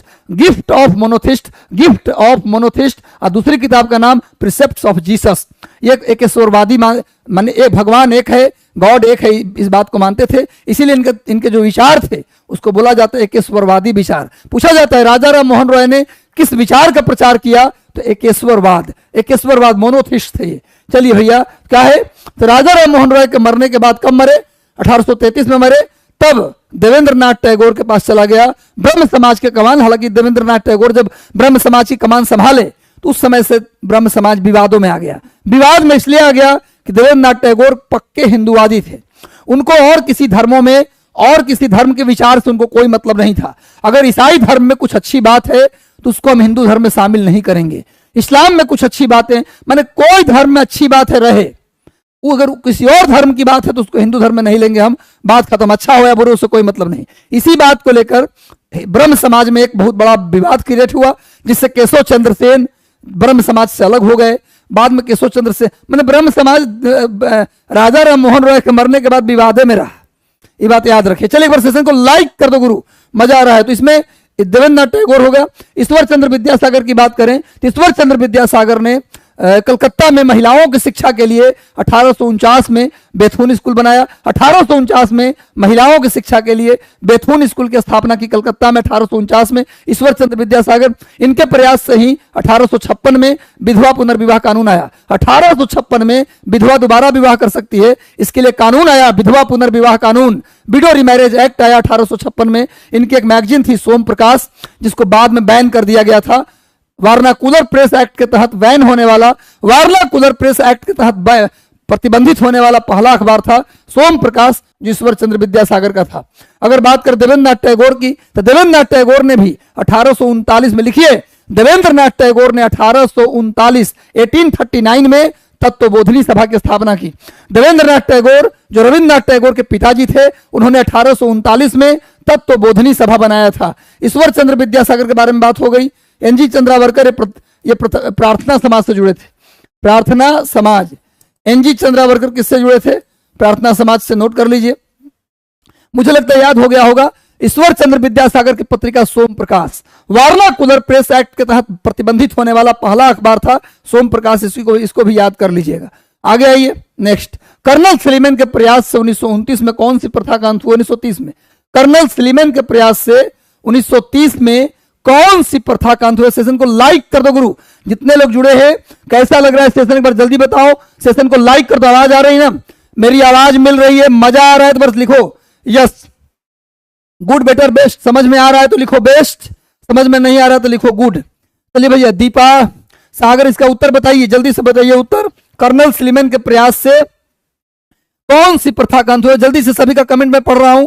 Sanjay Sharma, Rani Kumari, Ajay Singh, चलिए सीबीआई एटीट्यूड, चाहत अंसारी, सभी लोग, प्रियंका, सागर, मोहम्मद, तब सभी लोग डी आंसर दे रहे। बहुत शानदार। मुझे लगता है मैं जो पढ़ा रहा हूं ये समझ में आपको आ रहा है। बस सेशन को लाइक कर दो गुरु, जितने लोग जुड़े हो। चलिए भैया इसका आंसर होगा ठगी प्रथा। ठगी प्रथा का अंत कर्नल सलीमन के प्रयास से लॉर्ड विलियम बेंटिक के काल में हुआ था। लॉर्ड विलियम बेंटिक के काल में कर्नल सलीमन के प्रयास से ठगी प्रथा का अंत हुआ। इंडिया विंस फ्रीडम किस महापुरुष की पुस्तक है? जल्दी बताओ। आज रिवीजन भी साथ साथ चल रहे हैं। सेशन को लाइक कर दो गुरु, जितने लोग। सर टाइम का पता नहीं चलता। अच्छा, टाइम का पता नहीं चलता, इसमें मेरी गलती है, मैं स्वीकारता हूं इसको। टाइम 6 बजे ही अब रहेगा, 7 बजे का समय हमसे नहीं हो पा रहा था। टाइम 6 बजे रहेगा। सीबीआई एटीट्यूड कुछ गुस्सा वाला भी दिखाते हैं। चलिए डी है, बिल्कुल सही है। गुस्सा वाला सेशन कहा रखते भैया। इंडिया विंस फ्रीडम किसकी पुस्तक है? मौलाना अबुल कलाम आजाद की। इसमें ज्यादा डिस्कस हम नहीं करेंगे। आगे आइए, नेक्स्ट आइए। द इंडिपेंडेंट किसकी पत्रिका है? जल्दी बताइए। द इंडिपेंडेंट किसकी पत्रिका है? एक बार सेशन को लाइक कर दो गुरु, जितने लोग जुड़े हो, जल्दी बताइए। द इंडिपेंडेंट किसकी पत्रिका है? The independent, Motilal Nehru. 53 सवाल है, कोई कहीं नहीं जाएगा, टिके रहिए। 53 सवाल हम आराम से 1.5 घंटे में कर लेंगे। 1.5 घंटा बहुत है 53 सवाल करने के लिए। मोतीलाल नेहरू, द इंडिपेंडेंट, इनकी मैगजीन का नाम है, इनकी पत्रिका थी द इंडिपेंडेंट, जो अंग्रेजी में निकलता था। द इंडिपेंडेंट की भाषा अंग्रेजी, और ये मोतीलाल नेहरू का था। ये वही मोतीलाल नेहरू हैं जो कांग्रेस की कितनी बार, 2 बार अध्यक्षता की है। कांग्रेस के 2 बार अध्यक्ष रहे मोतीलाल नेहरू, एक बार 1919 में और दूसरी बार 1928 में। 1919 और 1928 2 बार, लिखिए, कांग्रेस के 2 बार अध्यक्ष रहे मोतीलाल नेहरू। कांग्रेस के 2 बार अध्यक्ष रहे 1919 में और 1928 में। नोट कर लीजिए, मोतीलाल नेहरू ने ही नेहरू रिपोर्ट तैयार किया था 1928 में। लिखो, मोतीलाल नेहरू कमेटी ने ही, मोतीलाल नेहरू कमेटी ने ही 1928 में नेहरू रिपोर्ट तैयार किया था। नेहरू रिपोर्ट किसने तैयार किया? तो जवाहरलाल नेहरू नहीं, मोतीलाल नेहरू। मोतीलाल नेहरू कांग्रेस के 2 बार अध्यक्ष थे, 1919, 1928। नोट कर लीजिए, इनकी पत्रिका थी द इंडिपेंडेंट, जो अंग्रेजी में था, मोतीलाल नेहरू का। आगे आइए, चलिए, बेटा बाप बने 2 बार अध्यक्ष, बेटा बना 3 बार अध्यक्ष। चलिए, रामकृष्ण मिशन की स्थापना कब की गई थी? रामकृष्ण मिशन की स्थापना स्वामी विवेकानंद ने किया था। रामकृष्ण मिशन की स्थापना स्वामी विवेकानंद ने किया था। स्वामी विवेकानंद ने किया। वही स्वामी विवेकानंद हैं जिनके बचपन का नाम नरेंद्र दत्त था। स्वामी विवेकानंद के बचपन का नाम नरेंद्र दत्त था। स्वामी विवेकानंद को विवेकानंद उनके गुरु रामकृष्ण परमहंस ने कहा था। स्वामी उनको किसने कहा? तो खेतरी महाराज ने। स्वामी विवेकानंद को विवेकानंद किसने कहा? विवेकानंद के गुरु रामकृष्ण परमहंस ने कहा। उनको स्वामी किसने कहा? तो भैया खेतरी महाराज ने उनको स्वामी कहा। स्वामी विवेकानंद 2 बार विश्व धर्म सम्मेलन में भाग लिए। 2 बार विश्व धर्म सम्मेलन में भाग लिए। पहली बार 1893 में शिकागो में और दूसरी बार 1902 में पेरिस में। पहली बार 1893 शिकागो में भाग लिए विश्व धर्म सम्मेलन में, और दूसरी बार 1902 में पेरिस में भाग लिए विश्व धर्म सम्मेलन में। 2 बार भाग लिए। और 1897 में इन्होंने रामकृष्ण मिशन की स्थापना की। 1897 में स्वामी विवेकानंद ने रामकृष्ण मिशन की स्थापना की। स्वामी विवेकानंद के जन्म दिवस 12 जनवरी को हम लोग राष्ट्रीय युवा दिवस मनाते हैं। नेशनल यूथ डे, राष्ट्रीय युवा दिवस 12 जनवरी को मनाते हैं। 2 अक्टूबर को विश्व अहिंसा दिवस मनाते हैं। राष्ट्रीय शिक्षा दिवस 11 नवंबर बता चुका हूं। बाल दिवस 14 नवंबर बता चुका हूं। शिक्षक दिवस 5 सितंबर बता चुका हूं। शिक्षक दिवस 5 सितंबर, शिक्षा दिवस 11 नवंबर और बाल दिवस 14 नवंबर। राष्ट्रीय युवा दिवस 12 जनवरी को मनाते हैं स्वामी विवेकानंद के जन्म दिवस पर। स्वामी विवेकानंद के गुरु का नाम रामकृष्ण परमहंस था। रामकृष्ण परमहंस के बचपन का नाम गदाधर चट्टोपाध्याय था। इनके गुरुजी का बचपन का नाम, स्वामी विवेकानंद के बचपन का नाम नरेंद्र दत्त, इनके गुरुजी रामकृष्ण परमहंस के बचपन का नाम था गदाधर चट्टोपाध्याय। इनकी जो गुरु माता थी यानी रामकृष्ण परमहंस की पत्नी, उनका नाम था शारदा मणि। चलिए, इतनी बात याद कर लीजिए। आगे आइए गुरु, नेक्स्ट आते हैं। आगे आओ, वर्तमान राष्ट्रपति भवन का शिलान्यास किस वर्ष? शिलान्यास मतलब पहली ईंट माने बनना शुरू हुआ। राष्ट्रपति भवन का निर्माण कब शुरू हुआ ये पूछ रहा है। एक बार सेशन को लाइक कर दो गुरु। आज का सेशन हिस्टोरिकल बनाना, मजा आ जाएगा। हारना मना है। कभी भी जीवन में बिना दुख सहे, बिना कांटों की ताज पहने, बिना कांटों पर सोए कभी भी किसी को बड़ी सफलता नहीं मिलती। सूरज बनने के लिए जलना तो पड़ेगा गुरु। जलन तो होगी, तकलीफें भी होंगी, सहना भी पड़ेगा, और जो सह गया वो लह गया, उसका सिलेक्शन हो गया गुरु। इसलिए कभी भी डरना नहीं है ना। तब ना सिलेक्शन के बाद बोलेंगे ये फूल मुझे कोई विरासत में नहीं मिले हैं, ये फूल मुझे कोई विरासत में नहीं मिले हैं, तुमने मेरा कांटों भरा बिस्तर नहीं देखा। चलो भैया आगे बढ़ते हैं। कब हुआ जल्दी बताओ? 1921 सही उत्तर है। और गुरु ये लॉर्ड रीडिंग का काल था। भैया लॉर्ड रीडिंग के समय राष्ट्रपति भवन का निर्माण शुरू हुआ। लॉर्ड इरविन के समय ये पूरा हुआ।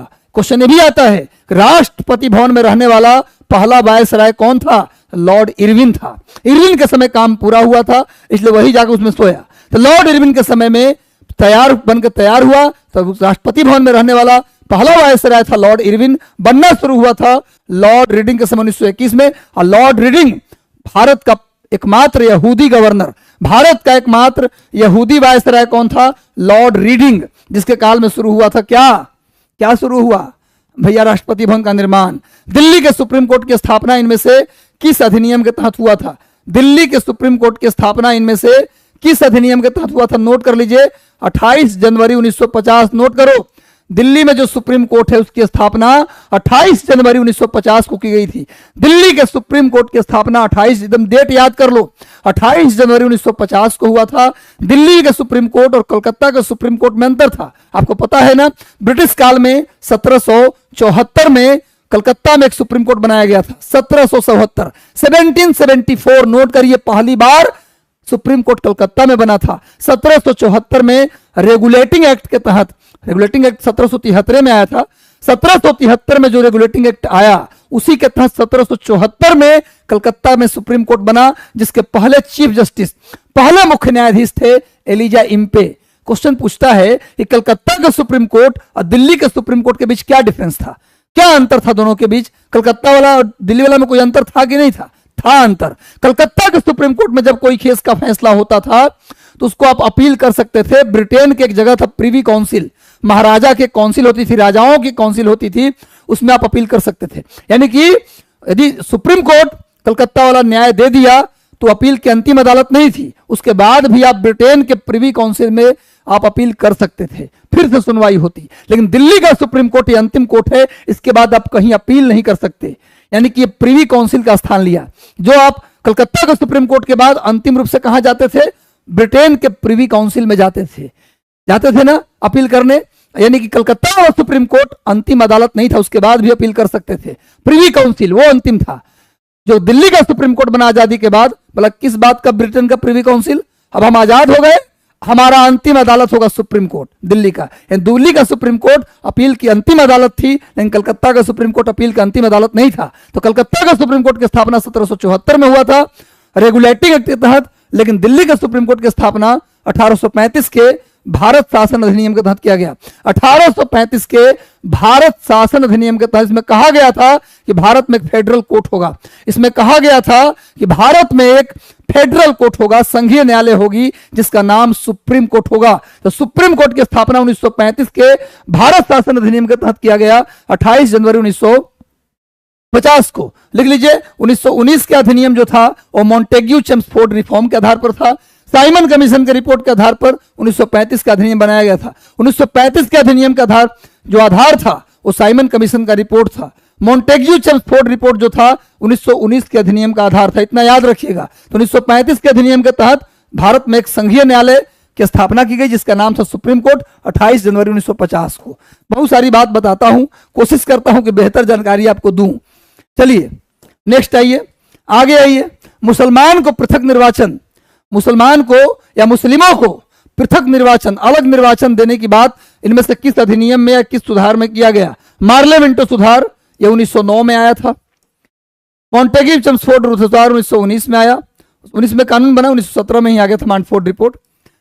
साइमन कमीशन ये 1928 में। अगस्त प्रस्ताव 1940 में। बताइए इनमें से कौन सा था जिसके तहत मुसलमानों को पृथक निर्वाचन दिया गया? अगर ये क्वेश्चन गलती हुआ तो भैया छोड़ेंगे नहीं। चलिए, दौलत मिली है, इसकी अब और क्या मिले?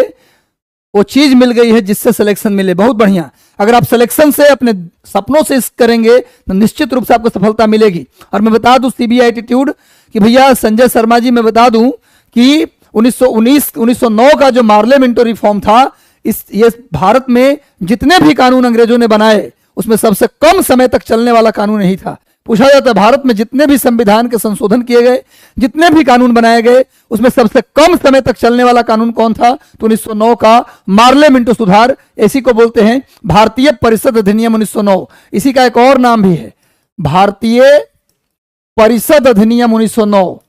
परिषद अधिनियम 1909 इसी को बोलते हैं। भारतीय परिषद अधिनियम 1909 को ही मार्ले मिंटो रिफॉर्म बोलते हैं। इसके तहत दो काम किए गए। पहला, मुसलमानों को पृथक निर्वाचन दिया गया, और दूसरा, भारतीयों को बजट पर बोलने का अधिकार मिला। भारतीयों को बजट पर दोबारा बोलने के, यानी भारतीयों को बजट पर पूरक प्रश्न पूछने का इजाजत मिला 1909 के मार्ले मिंटो रिफॉर्म में। 1909 के मार्ले मिंटो रिफॉर्म में मुसलमानों को पृथक निर्वाचन मिला और बजट पर भारतीयों को दोबारा क्वेश्चन यानी पूरक प्रश्न पूछने का अधिकार मिला। और सबसे कम समय तक चलने वाला कानून कौन था? यही मार्ले मिंटो रिफॉर्म 1909। इसको रट लीजिए, याद कर लीजिए, जैसे भी करिए। क्वेश्चन बहुत इंपॉर्टेंट है, कई बार पूछा गया है, बार बार पूछा। जब संविधान सभा का गठन हुआ, जब संविधान सभा बना, तो उस समय संविधान सभा में कितने मेंबर थे पूछा जा रहा है। मैं बता दूं, जब संविधान सभा बना तो उसमें कांग्रेस और मुस्लिम लीग दोनों शामिल थे, मैं बता चुका हूं। कैबिनेट मिशन मार्च 1946 में आया। कहानी यह है कि मार्च 1946 में कैबिनेट मिशन भारत आया। उस कैबिनेट मिशन की रिपोर्ट के आधार पर भारत में अंतरिम सरकार भी बनी और भारत में संविधान सभा भी बना। लेकिन भारत के अंतरिम सरकार में मुस्लिम लीग के भी मंत्री थे, यानी कांग्रेस और मुस्लिम लीग दोनों शामिल हुए और भारत के जो संविधान सभा बना संविधान बनाने के लिए, उसमें भी कांग्रेस मुस्लिम लीग दोनों शामिल हुए। अब जिन्ना को टेंशन हो गया। जिन्ना बोला कि भैया एक सरकार एक संविधान, गुरु ऐसे में तो पाकिस्तान बनबे नहीं करेगा, ये तो मुस्लिम लीग का जो उद्देश्य था वो तो पूरे नहीं होगा, ये तो गड़बड़ बात है। तो 16 अगस्त 1946 को जब देखा सब काम गड़बड़ा जाएगा, अब पाकिस्तान नहीं बनेगा, ये आदमी कह दिया डायरेक्ट एक्शन, प्रत्यक्ष कार्रवाई दिवस जिन्ना ने कब मनाया? 16 अगस्त 1946 को, और हो गया दंगा। इतना बोलते ही हिंदू मुसलमान एक दूसरे को चाकू भोंकना शुरू कर दिए। रावलपिंडी पाकिस्तान, अमृतसर, नोआखली कलकत्ता, 3 दिन में 8,000 लोगों को काट दिया गया। गांधी उसी साल जेल से छूटे, बहुत दर्द में कि बताइए, इसीलिए देश की आजादी दिलवा रहे हैं, अपने में सब कट रहा है, जिन्ना का जीन। अंत में जब लोग कट रहे थे तो गांधी जी कलेजा पर पत्थर रख के बोले, मैं भारत के विभाजन को स्वीकार करता हूं लेकिन हमेशा के लिए नहीं। अब एक बार स्वीकारे, घर में एक बार बंटवारा हो जाता है, हो गया। जब आज वाला बंटवारा हो गया मतलब हो गया। वो अंबुजा सीमेंट नहीं हुआ भैया, ये दीवार टूटती क्यों नहीं? अंबुजा सीमेंट से बनी है, टूटेगी कैसे? आज भी बंटवारा भाई भाई में होता है। पहले बंटवारा होता था मिट्टी का दीवार पड़ता था, अब सीमेंट का दीवार पड़ता है। अब कोई इस पार रोए चाहे उस पार रोए, किसी भाई को फर्क नहीं पड़ता। समाज टूट रहा है। ज्वाइंट फैमिली की जो हमारी सिस्टम थी, प्रथा थी, कुछ कमियां थी ज्वाइंट फैमिली में, लेकिन उसमें कई खूबियां भी थी जिसको हम खो रहे हैं, सामाजिकता को खो रहे हैं। और आज न्यूक्लियर फैमिली के नाम पर पति पत्नी रह गए, और वो भी पति पत्नी के बीच अब रिश्ते टूट रहे हैं। पहले समाज में लोग रहते थे, पति पत्नी के बीच झगड़ा होता था, लोग समझाते थे, एक दूसरे से मिलकर रहते थे, कई शिकायतें दूर हो जाती थी। लेकिन अब शिकायतें दूर करने के लिए कोई परिवार नहीं है, कोई समाज नहीं है, सिर्फ पति पत्नी उनके बच्चे हैं। इस कारण से भी न्यूक्लियर फैमिली और परिवार और समाज को टूटने का और तलाक के दर को बढ़ने का सबसे बड़ा कारण आप मान सकते हैं। न्यूक्लियर फैमिली नो डाउट विकास तेजी से होता है, लेकिन मुझे लगता है कहीं ना कहीं परिवार संस्था खत्म हो जाती है। और आज जो अमेरिका है, ब्रिटेन खो दिया, उसी को हम पा रहे हैं। चलिए घर जाने दीजिए, इस बात से दुख मनाने से कोई फायदा नहीं है। तो भैया अंबुजा सीमेंट वाली दीवार कौन डाल दिया? जिन्ना डाल दिया। हो गया बंटवारा, भारत का स्वीकार कर लिया गया। कलेजे पर पत्थर रख के गांधी ने भी स्वीकार कर लिया। यही प्रत्यक्ष 16 अगस्त 1946 प्रत्यक्ष कार्रवाई दिवस। जब शुरुआत में जब अंतरिम सरकार बनी, संविधान सभा बना, तो उसमें कौन थे? मुस्लिम लीग और कांग्रेस दोनों थे। और किसके आधार पर बना? Cabinet mission. लिखो, कैबिनेट मिशन की रिपोर्ट के आधार पर भारत में पूछता है किसके आधार पर बना संविधान सभा, किसके आधार पर बना अंतरिम सरकार? तो लिखो, कैबिनेट मिशन के रिपोर्ट के आधार पर भारत में अंतरिम सरकार भी बनी, संविधान सभा भी बना, जिसमें कांग्रेस मुस्लिम लीग दोनों शामिल थे। भी नोट कर लीजिए, ये पूछ के क्वेश्चन और आता है।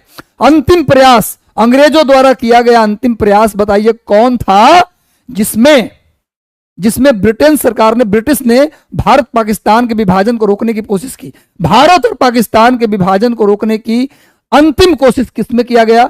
यही कैबिनेट मिशन। इस कोशिश में जिन्ना ने कामयाब होने नहीं दिया। तो भैया जब संविधान सभा बना, उसमें मुस्लिम लीग भी थी, तब कितने मेंबर थे? 389। लेकिन जब भारत का बंटवारा हो गया, तब संविधान सभा में कितने मेंबर रह गए? 299। नोट कर लीजिए, क्वेश्चन आता है कि जब संविधान सभा बना, तब संविधान सभा में कितने मेंबर थे? 389। लेकिन मुस्लिम लीग जब पाकिस्तान चली गई, तब उसमें कितने मेंबर रह गए? 299। जब पाकिस्तान मुस्लिम लीग निकल गया इसमें से, तब 299 रह गए। ये भी नोट कर लीजिएगा। हालांकि 324 रह गया था, लेकिन बाद में रिफॉर्म किया गया। कांग्रेस के संविधान किसने तैयार किया था? कांग्रेस का संविधान किसने तैयार किया पूछा जा रहा है। बस सेशन को लाइक कर दो गुरु। जितने लोग जुड़े हैं सेशन से जुड़ गए, तो सेशन को लाइक कर दीजिए। मजा आ रहा है ना सेशन में, अच्छा लग रहा है, नए क्वेश्चंस मिल रहे हैं, कुछ ज्ञान बढ़ रहा है कि वही ज्ञान चल रहा है? ज्ञान बढ़ रहा है ना, तो सेशन को लाइक कर दो, एस लिख दो कि हाँ सर ज्ञान बढ़ रहा है। चलिए, कांग्रेस का संविधान किसने तैयार किया? सुरेंद्र नाथ बनर्जी। ज्यादा समय इसमें नहीं देंगे। सुरेंद्र नाथ बनर्जी की किताब था A Nation in the Making. Surendra Nath Banerjee का एक किताब था A Nation in the Making, A Nation लिखो, A Nation in the Making इनकी किताब का नाम था। इनकी पत्रिका का नाम था बंगाली, जो अंग्रेजी भाषा में था। ये 2 बार कांग्रेस अध्यक्ष थे, 1895 में पुणे में, 1902 में अहमदाबाद में, 2 बार कांग्रेस अध्यक्ष रहे हैं। और कांग्रेस में ज्वाइन करने से पहले ये इंडियन एसोसिएशन के मेंबर थे। चलिए इतना याद रखिएगा। आगे आइए, नेक्स्ट आ जाओ। और कांग्रेस का इतिहास किसने तैयार किया? कांग्रेस का आधिकारिक इतिहास से तैयार किया पट्टाभी सीतारामैया ने। और कांग्रेस का आधिकारिक इतिहास पट्टाभी सीतारामैया, और कांग्रेस का आर्थिक इतिहास आरसी दत्त। और एक बात और बता दूं कि स्टेट की यदि वैकेंसी आ जाती है बीच में, आपको पता है शिक्षक भर्ती से पहले स्टेट की वैकेंसी आनी है, शिक्षक भर्ती से पहले स्टेट आनी है। और स्टेट में हम हिस्ट्री, पॉलिटी, सोशियोलॉजी, ज्योग्राफी, इन सब विषयों का हम क्लास अलग अलग एमसीक्यू प्लान किए हुए हैं, लेंगे। जुड़े रहिए। एक बार सेशन को लाइक कर दीजिए। और वीडियो के डिस्क्रिप्शन में दिया हुआ है टेलीग्राम का लिंक, टेलीग्राम हमारा चैनल है, उसका लिंक दिया है वीडियो के डिस्क्रिप्शन में, उसमें जा करके टेलीग्राम से जुड़ जाइएगा जरूर आप लोग। एक बार लिंक को शेयर कर दीजिएगा अपने गांव के, चौपाल के, शहर के, बाजार के दोस्त यार सभी जगह सेशन के ऊपर शेयर कर दीजिए। यदि मजा आ रहा है और लग रहा है कि सर मुफ्त में कुछ बेहतर चीज दे रहे हैं तो जरूर। वेदांत कॉलेज की स्थापना किसने की? जल्दी बताइए।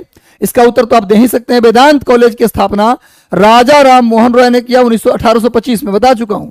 1815 में आत्मीय सभा, 1815 में आत्मीय सभा, 1817 में अलेक्जेंडर डफ के साथ मिलकर हिंदू कॉलेज, कितना बार बताया हूं। 1925 में वेदांत कॉलेज, 1928 में ब्रह्म समाज, खाली इतना बार बोला हूं कि याद हो गया होगा। विवेकानंद के बारे में बताया, इन्होंने 1897 में रामकृष्ण मिशन की स्थापना किया। रामकृष्ण परमहंस ये विवेकानंद के गुरु थे। इनके बचपन का नाम था गदाधर चट्टोपाध्याय और इनकी पत्नी का नाम था शारदा मणि, और ये साक्षात काली माता के दर्शन किए थे। दयानंद सरस्वती, इनके बारे में बात करें तो वही दयानंद सरस्वती जिनका जन्म 1824 में गुजरात के मोरबी में हुआ था। 1824 में गुजरात के मोरबी में स्वामी दयानंद सरस्वती का जन्म हुआ था। इनके बचपन का नाम था मूल शंकर, इनके बचपन का नाम था मूला शंकर, और ये इनके गुरु का नाम था बिरजानंद। दयानंद सरस्वती के बचपन का नाम कई बार पूछा है। बचपन का नाम मूला शंकर, गुरु का नाम बिरजानंद। इनको मथुरा में ज्ञान प्राप्त हुआ। इन्होंने 1862 में आगरा में अखंड खंडनी पताका फहराया। अखंड खंडनी पताका 1862 में आगरा में फहराया। इन्होंने वेदों की ओर लौटो का नारा दिया। वेदों की ओर लौटो का नारा किसने दिया? दयानंद सरस्वती। इनके किताब था सत्यार्थ प्रकाश, इनकी किताब का नाम था सत्यार्थ प्रकाश। और इन्होंने 1875 में 1875 में आर्य समाज की स्थापना की। 1875 में आर्य समाज की स्थापना किसने किया? दयानंद सरस्वती। इन्हीं के आर्य समाज से हंसराज या फिर ये स्वामी श्रद्धानंद ये सब जुड़े हुए थे। आगे आइए, नेक्स्ट आइए। श्री नारायण गुरु ने नारायण धर्म परिपालन योगम की स्थापना किया। कहां किया था स्थापना? छुआछूत, भाई अछूत लोग जिनको मंदिरों में प्रवेश नहीं दिया जाता था, ऐसे लोग जिनको अछूत समझकर मंदिरों में प्रवेश नहीं दिया जाता था, उनके अधिकारों की रक्षा के लिए, उनको मंदिर में प्रवेश कराने के लिए उन्होंने एक आंदोलन किया जिसका नाम था नारायण धर्म परिपालन योगम। नारायण धर्म परिपालन योगम का उद्देश्य था कि जो पिछड़ा है, अछूत हैं, जिनको मंदिरों में जाने से रोका जा रहा है, उनको मंदिर में प्रवेश दिलाना है। भैया आज भी कहीं कहीं देखा जाता है एक घटना जो कि बहुत दुर्भाग्यपूर्ण है। कोई इंसान को, भगवान किसी एक व्यक्ति के नहीं है, कन में राम, हर प्राणी में राम, तो फिर किस बात की रोक कहीं जाने से। तो खैर जाने दी, जब भगवान राम सौरी के जूठे बेर खा लिए और उसी राम को मानने वाले किसी को छू कर 5 बार नहाते हैं तब कमरे में जाते हैं, तो ये मुझे लगता है कि ढोंग है थोड़ा, है ना। क्योंकि भैया राम, वही राम सौरी के जूठे बेर खा रहे हैं, निषाद को गले लगा रहे हैं, और वही राम को मानने वाले किसी को छूने के बाद 5 बार नहा रहे हैं। तबे ना कहा गया, तबे ना विवेकानंद बोले कि हमारा धर्म रसोई घर में है, हमारा धर्म रसोई घर में है। मानवतावाद नहीं रह गया है। मानवता होती तो किसी को मंदिर में जाने से नहीं रोका जाता। तो श्री नारायण धर्म परिपालन योगम का मुख्य उद्देश्य क्या था? पिछड़ों को, अछूत को मंदिर में प्रवेश दिलाना। और यह था दक्षिण भारत में, केरला में, स्पेशली कहा था? केरल में था। ये भी नोट कीजिए, एकदम कॉन्सेप्ट क्लियर होगा, क्रिस्टल क्लियर होगा। आगे बढ़िए। ये सब जो स्टेटमेंट देता हूं मैं, ये आपको निबंध में काम आ जाएगा। ऐसे जब लिखेंगे कहीं सोशल इशू पर तो काम आ जाएगा। रंगीला बादशाह, या रंगीला बादशाह के नाम से किसे जाना जाता है? कौन ऐसा बादशाह था जिसे रंगीला कहा जाता? रंगीला कभी कभी अपने दरबार में बिना कपड़ों के पहुंच जाता था, या कभी कभी महिलाओं का ड्रेस पहन के दरबार में आ जाता था। महिला वाला कपड़ा पहन के, पुरुष था और महिला का कपड़ा पहन के दरबार में आ जाता था, या कभी कभी बिना कपड़े के चला आता था, इसलिए उसे रंगीला बादशाह कहा जाता है। भैया ये था मोहम्मद शाह, मोहम्मद शाह रंगीला इसका पूरा नाम है। मोहम्मद शाह रंगीला, इसी के काल में 1739 में नादिर शाह ने दिल्ली पर आक्रमण किया था और भयंकर नरसंहार किया। तख्ते ताउस लूट के ले गया, मयूर सिंहासन लूट के ले गया। इसके बाद कोहिनूर हीरा ले गया। नादिर शाह का अफगान शासक नादिर शाह का आक्रमण 1739 में मोहम्मद शाह के काल में हुआ था, जिसने तख्ते ताउस, हीरा जड़ा हुआ, मोती जड़ा हुआ, कीमती पत्थर जड़ा हुआ तख्ते ताउस, जिसको बोलते मयूर सिंहासन, ले गया उठा के, और कोहिनूर हीरा वो भी उठा के ले गया लूट करके। मोहम्मद शाह रंगीला आदमी थे, इसको क्या मतलब, लूट के ले जाओ तो ले जाओ और क्या। आगे आइए, मोहम्मद शाह रंगीला के समय ही नादिर शाह का आक्रमण हुआ, याद कर लीजिएगा। आगे आ जाओ नेक्स्ट। ईस्ट इंडिया कंपनी की जब स्थापना की गई थी तब भारत में शासन के बादशाह कौन थे? East India company. आपको बता दें, जब यूरोप के लोग भारत आने लगे तो ब्रिटिश भी कहां पीछे रहते, उनको भी भारत में जो भारत की संपदा थी उस संपदा के बारे में जब उनको पता चला, भारत के अमीरी के बारे में पता चला, भारत के सोने की चिड़िया होने के बारे में पता चला, भारत एक ऐसा घड़ा है जो लबालब धन से भरा हुआ है, जब पता चला ब्रिटिश को तो मन में कुछ आले मारने लगा। अब कैसे किया जाए, भारत को लूटा कैसे जाए, उसके लिए ब्रिटेन की सरकार ने एक कंपनी बनाई, लुटेरों की कंपनी। ब्रिटेन की सरकार में छटे हुए टॉप लेवल के लुटेरों की कंपनी बनाई, जिसका नाम था east India company. East India company लुटेरों की कंपनी, फॉर्म निकला गुरु, और कहा गया कम से कम 5-6 लूट जिसने किया वही शामिल होगा। टॉप लुटेरों की कंपनी बनी जिसका नाम था ईस्ट इंडिया कंपनी, एक व्यापारिक कंपनी। महारानी विक्टोरिया ने सन 1600 में, लिख लीजिए, सन 1600 में ईस्ट इंडिया कंपनी को एक चार्टर के तहत स्थापना किया। एक चार्टर कानून के तहत ईस्ट इंडिया कंपनी की स्थापना 1600 में हुआ। तब भारत के बादशाह था अकबर था। लेकिन जब ईस्ट इंडिया कंपनी भारत आई, बना इंग्लैंड में ना जी, जब इंग्लैंड में बना तब भारत के बादशाह 1600 में कौन था? अकबर। लेकिन जब 1608 में ईस्ट इंडिया कंपनी कब आई भारत? 1608 में। जब 1608 में ईस्ट इंडिया कंपनी भारत आई तब भारत के बादशाह थे जहांगीर, अकबर के बेटे जहांगीर यानी सलीम भारत के शासक था जब ईस्ट इंडिया कंपनी भारत आया। क्वेश्चन आएगा कि जब ईस्ट इंडिया कंपनी भारत आया तब कौन बादशाह था? तो सही जहांगीर। और जब बना तब कौन बादशाह था? तो अकबर। दोनों में अंतर समझ लीजिए, बाद में दिक्कत नहीं होना चाहिए। आगे आओ, किसके काल को चित्रकारी का स्वर्ण युग कहा जाता है? किस बादशाह के काल को चित्रकारी का स्वर्ण युग कहा जाता है? किस बादशाह के काल को चित्रकारी का स्वर्ण युग कहा जाता है? जल्दी बताओ, चित्रकारी का स्वर्ण युग किसको कहा जाता है? तो कहा जाता है गुरु जहांगीर के काल को चित्रकारी का स्वर्ण युग कहा जाता है। मैं बता दूं आपको कि जहांगीर के काल की बात करें हम तो जहांगीर की राजधानी कहां थी? आगरा। और जहांगीर के समय एक फेमस चित्रकार थे जिनका नाम था मंसूर, जो पक्षियों की चित्रकारी करते थे। मंसूर जो था पक्षियों की चित्रकारी करता था, एक फेमस चित्रकार थे इनके दरबार में। आगे आइए, नेक्स्ट आ जाते हैं गुरु हम। इनमें से कौन सा मुगल बादशाह? अच्छा, चित्रकारी का स्वर्ण युग जहांगीर के काल को कहते हैं और शाहजहां के काल को भवन निर्माण यानी कि स्थापत्य कला का स्वर्ण युग। स्थापत्य कला का स्वर्ण युग पूछे तो शाहजहां, और पूछा जाए कि चित्रकारी का स्वर्ण युग तो जहांगीर। आगे बढ़िए, इनमें से कौन सा मुगल बादशाह को जिंदा पीर कहा जाता है? कौन मुगल बादशाह था? सुन्नी मुसलमान था।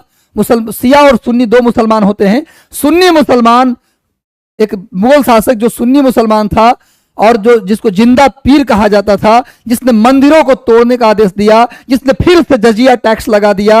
हिंदुओं पर जजिया टैक्स दोबारा किसने लगाया? वही व्यक्ति ने लगाया जिसने शिवाजी के साथ पुरंदर की संधि की थी, जिसकी मृत्यु 1707 में हो गया। 1707 में उसकी मृत्यु हो गई। हाल ही में एक फिल्म भी आया था ना जी, शिवाजी कह रहे हैं, ये छत्रसाल के ऊपर अभी औरंगजेब पर कौन सी मूवी आई है? हाल ही में एक मूवी आई है ना जिसमें विकी कौशल ने एक्टिंग किया है और अक्षय खन्ना ने एक्टिंग किया है औरंगजेब का। कौन सी मूवी थी मैं भूल रहा हूं। औरंगजेब मूवी एक अलग है, वो दूसरी मूवी है। चलिए, अभी हाल ही में एक मूवी आई, मुझे ध्यान नहीं, मूवी का नाम भूल रहा हूं। औरंगजेब को जिंदा पीर कहा जाता था। ये सुन्नी मुसलमान था, मंदिरों को तोड़ने का आदेश दिया, दोबारा जजिया टैक्स लगाया और शिवाजी के साथ इसने पुरंदर की संधि की थी। 1707 में इसकी मृत्यु हुई। एकमात्र मुगल बादशाह जिसने बीजापुर और गोलकुंडा को अपने कब्जे में लिया। क्वेश्चन आता है कि दक्षिण भारत का राज्य बीजापुर और गोलकुंडा को अपने कब्जे में लेने वाला एकमात्र मुगल बादशाह कौन था? तो औरंगजेब था। इससे पहले शाहजहां, जहांगीर इतने महान राजा हुए, पर बीजापुर गोलकुंडा को किसी ने कब्जे में नहीं लिया। इसका कारण था कि राजा बनने से पहले औरंगजेब कई साल तक दक्कन का सूबेदार रहा था। डेक्कन यानी साउथ इंडिया का गवर्नर कई सालों तक रहा था राजा बनने से पहले, इसलिए साउथ इंडिया का इसके पास अनुभव था। यही कारण था कि बीजापुर और गोलकुंडा को इसने अपने कब्जे में लिया। बीजापुर गोलकुंडा को अपने कब्जे में लेने वाला एकमात्र मुगल बादशाह कौन था? औरंगजेब। इसको भी याद कर लीजिएगा। फिल्म का नाम नहीं बताए, छावा। छावा फिल्म का नाम था, छावा, जावा नहीं, छावा मूवी थी। छावा मूवी था, नोट कर लीजिए। मूवी नोट नहीं करना है। चलिए, दिल्ली में अल्लाही दरवाजा का निर्माण किसने करवाया? दिल्ली में एक मस्जिद है कुबतुल इस्लाम मस्जिद। सुन लो, दिल्ली में एक मस्जिद है जिसका नाम है कुबतुल इस्लाम मस्जिद। कुबतुल इस्लाम मस्जिद जिसका निर्माण करवाया था कुतुबुद्दीन ऐबक ने। कुतुबुद्दीन ऐबक ने एक मस्जिद बनवाया था दिल्ली में जिसका नाम था कुबतुल इस्लाम मस्जिद। लिखो, कुतुबुद्दीन ऐबक ने एक मस्जिद बनवाया जिसका नाम था कुबतुल इस्लाम मस्जिद। उस मस्जिद के गेट बनवाया था अलाउद्दीन खिलजी ने। उसी दरवाजा को अलाई दरवाजा कहते हैं। कुबतुल इस्लाम मस्जिद का जो दरवाजा बनवाया वो किसने बनवाया? अलाउद्दीन खिलजी ने बनवाया। उस दरवाजा का ही नाम है अलाई दरवाजा, जिसको अलाउद्दीन खिलजी ने बनवाया था। अलाउद्दीन खिलजी, ये क्या था अलाई दरवाजा? तो कुबतुल इस्लाम मस्जिद का दरवाजा था जिसको बनवाया, दरवाजा बनवाया अलाउद्दीन खिलजी, अलाई दरवाजा अलाउद्दीन खिलजी। पर वो मस्जिद किसने बनवाया था?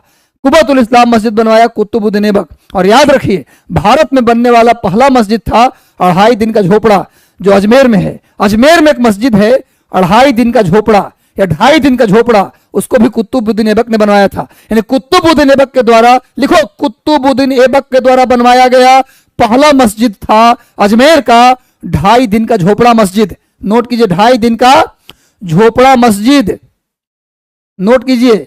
यह भारत में बनने वाला पहला मस्जिद था। और दूसरा मस्जिद कौन था? दिल्ली में कुबतुल इस्लाम मस्जिद। जी, दोनों मस्जिद किसने बनवाया? कुतुबुद्दीन ऐबक ने बनवाया। एक क्वेश्चन और आता है, 2.5 दिन का झोपड़ा मस्जिद पर एक संस्कृत नाटक का कुछ लाइन लिखा हुआ है। 2.5 दिन के झोपड़ा मस्जिद के दीवारों पर एक नाटक है संस्कृत का, उसके कुछ लाइन लिखा है। वो नाटक का नाम क्या है? ये भी क्वेश्चन आता है। हरिकेल। लिखिए, हरिकेल नामक नाटक। लिखो, 2.5 दिन के झोपड़ा मस्जिद के दीवार पर एक नाटक की कुछ पंक्ति लिखी हुई है जिसका नाम है हरिकेल नाटक। उसी का कुछ लाइन लिखा है। ये नाटक किसने लिखा था? विग्रहराज चतुर्थ। विग्रहराज चतुर्थ के द्वारा लिखा गया, विग्रहराज चतुर्थ के द्वारा लिखा गया संस्कृत नाटक हरिकेल का कुछ पंक्ति 2.5 दिन के झोपड़ा मस्जिद के दीवारों पर लिखा हुआ है। 2.5 दिन के झोपड़ा ये भारत में बनने वाली पहली मस्जिद थी, भी नोट कर लीजिएगा। कितना मजेदार ज्ञान दे रहा हूं। कुतुबुद्दीन ऐबक ने क्या बनवाया? 2 मस्जिद बनवाया और एक कुतुब मीनार का निर्माण भी शुरू किया था। और अलाउद्दीन खिलजी ने क्या बनवाया? अलाई दरवाजा। आगे आओ, नेक्स्ट आ जाओ गुरु, अगले क्वेश्चन पे आते हैं। हिंद के तोता के नाम से किसे जाना जाता है? हिंद का तोता, वही व्यक्ति भी बोल रहे थे, दौलत मिली है इश्क की, अब और क्या मिले, वो चीज मिल गई है जिससे खुदा मिले। खुदा का मतलब आपका लक्ष्य, खुदा का मतलब आपका सपना, यही आपका खुदा है। अगर आपने अपने खुद सपने से, अपने लक्ष्य से इश्क किया है, बेपनाह मोहब्बत किया है, तुम नहीं तो कुछ नहीं, तुम्हें पाने के लिए कुछ भी करूंगा, यदि इस दिन ये जज्बा आ गया तो आपका लक्ष्य एकदम 100% और आसानी से हासिल होगा। दौलत मिली है इसकी, अब और क्या मिले, वो चीज मिल गई है जिससे खुदा मिले। अमीर खुसरो, अमीर खुसरो के गुरु का नाम था निजामुद्दीन औलिया। अमीर खुसरो के गुरु का नाम निजामुद्दीन औलिया, ये दोनों सूफी थे। निजामुद्दीन औलिया, अमीर खुसरो, दोनों का दरगाह दिल्ली में है। निजामुद्दीन औलिया और अमीर खुसरो दोनों का दरगाह कहाँ है गुरु? दिल्ली में। नोट कीजिए, दिल्ली में निजामुद्दीन औलिया, अमीर खुसरो दोनों का दरगाह है। और हिंद का तोता अमीर खुसरो को कहा जाता है। और क्या बोला जाता है? खड़ी बोली हिंदी का जनक। लिखो, खड़ी बोली हिंदी, फादर ऑफ खड़ी बोली हिंदी। खड़ी बोली हिंदी का जनक किसको बोला जाता है? तो अमीर खुसरो को। हिंद का तोता किसको बोला जाता है? अमीर खुसरो को। शेरो शायरी का जनक, जो शेरो शायरी सुनते हैं आप, सुनते हैं ना भैया, दौलत मिली है इसकी, अब और क्या मिले, वो चीज मिल गई जिससे खुदा मिले। तलब की राह में पाने से पहले खोना पड़ता है, बड़े सौदे नजर में हो तो छोटा होना पड़ता है। मोहब्बत जिंदगी के फैसलों से लड़ नहीं सकती, किसी को खोना पड़ता है, किसी का होना पड़ता है। नहीं, पानी में अक्स देखकर खुश हो रहा था मैं, पत्थर किसी ने मारकर मंजर ही बदल दिया। बाकी शेर बहुत सारे लिखे गए, लेकिन शेरो शायरी की शुरुआत किसने की? अमीर खुसरो। कहावत, पहेलियां, पहेली जानते हो ना, पहेली बुझौनिया जो बुझाते हैं गांव में जो बुझौनिया बुझाते हैं, सुने हो ना, एक थाल मोती से भरा सबके सिर पर औंधा धरा, चारों ओर थाली फिरे मोती उससे एक न गिरे। किसने कहा, किसने लिखा? अमीर खुसरो ने। आसमान पढ़े हो ना, तो पहेली का जनक, मुकरी का जनक, निस्बत का जनक, शेरो शायरी का जनक, खड़ी बोली हिंदी का जनक, सब अमीर खुसरो। अमीर खुसरो 7 राजाओं के दरबार में काम किए थे। अमीर खुसरो कितने राजा के दरबार में काम किए? 7 राजाओं के दरबार में काम किए। इनको हिंद का तोता कहते हैं, खड़ी बोली हिंदी का जनक कहते हैं, शेरो शायरी का जनक कहते हैं। इनकी कुछ किताबें थी। अमीर खुसरो की किताब का नाम क्या था? नूर सिपहर, आशिका और तुगलकनामा। लिखो, अमीर खुसरो की 3 किताब इंपॉर्टेंट है, नोट करो।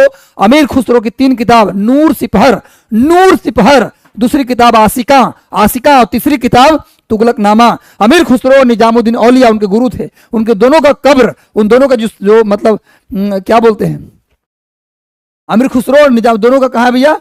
ये है यहाँ दिल्ली में। और सलीम चिश्ती का कहाँ है? फतेहपुर सिकरी में। और मोइनुद्दीन चिश्ती का कहाँ है?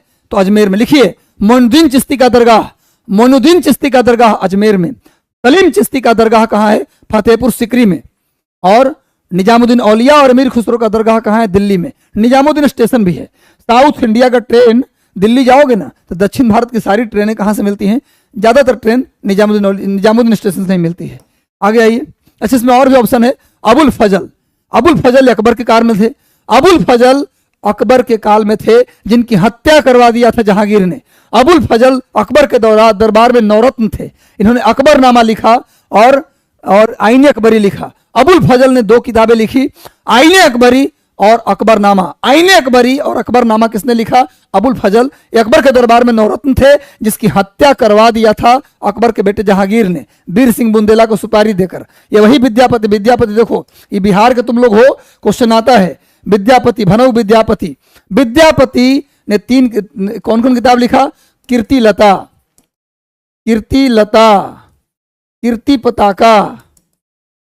पताका, और क्या लिखा?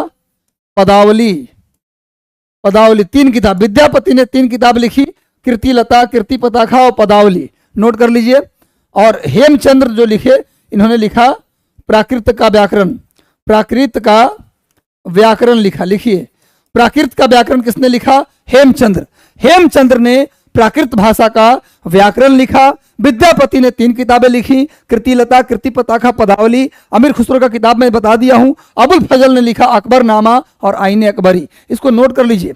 इससे बेहतरीन है, इतना ज्यादा जानकारी नहीं मिलेगा किसी भी चैनल पर गुरु। बस जुड़े रहिए, सेशन को लाइक कर दो गुरु, लाइक कर दो। यदि अच्छा लग रहा है, मजा आ रहा है, अच्छी ज्ञान मिल रहा है, सेशन को लाइक कर दो। पूंजीवाद का जनक किसे माना जाता है? देखो, आर्थिक व्यवस्था जो है ना, आर्थिक व्यवस्था किसी भी देश की किसी न किसी कॉन्सेप्ट पे चलता है। आर्थिक व्यवस्था हर देश की किसी न किसी कॉन्सेप्ट पे चलता है। तो 3 प्रकार की अर्थव्यवस्था पाया जाता है पूरे दुनिया में। अर्थव्यवस्था के 3 कॉन्सेप्ट हैं। पहला है पूंजीवाद, कैपिटलिज्म, दूसरा है मार्क्सवाद, कम्युनिज्म, और तीसरा है समाजवाद या मिश्रित अर्थव्यवस्था। 3 प्रकार की अर्थव्यवस्था है, 3 प्रकार की इकोनॉमी दुनिया में है। पहला है पूंजीवाद, कैपिटल इकोनॉमी, दूसरा है मार्क्सिस्ट या कम्युनिस्ट इकोनॉमी, और तीसरा है मिक्स इकोनॉमी, यानी कि पूंजीवाद और मार्क्सवादी अर्थव्यवस्था, और तीसरा मिश्रित अर्थव्यवस्था। भैया, पूंजीवाद के जनक माने जाते हैं एडम स्मिथ। पूंजीवाद के जनक एडम स्मिथ, इनके पुस्तक का नाम था वेल्थ ऑफ नेशन। दुनिया में कोई भी चीज सरकारी नहीं होगी, सब निजी होगा। दुनिया में कोई भी चीज सरकारी नहीं होगी, सब कुछ प्राइवेट होगा, निजी होगा। लेकिन सब कुछ बाजार निर्धारित करेगा, सरकार कुछ भी निर्धारित नहीं करेगी। सब कुछ बाजार बताएगा कि क्या होना चाहिए। लेकिन बाजार मोनोपोली नहीं होना चाहिए, बाजार कॉम्पिटिटिव होना चाहिए। माने सबको मौका बाजार में मिलना चाहिए, सब अपना अपना परफॉर्मेंस कर सकें, ऐसा होना चाहिए। ऐसा नहीं कि बाजार पर किसी एक आदमी का, एक कंपनी का कब्जा हो, खाली रिलायंस से अपना सब सिम बेचे, बाकी कोई और ना बेचे। ऐसा नहीं होना चाहिए। पूंजीवाद का मतलब यह है कि सभी को मौका बाजार में मिलना चाहिए, सब कुछ बाजार डिसाइड करे, सरकार कुछ भी नहीं। इसी को बोलते पूंजीवाद, जिसको दिया किसने? एडम स्मिथ ने दिया। उनकी किताब का नाम था wealth of nation.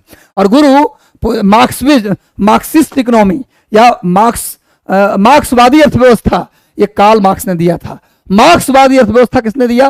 Karl Marx.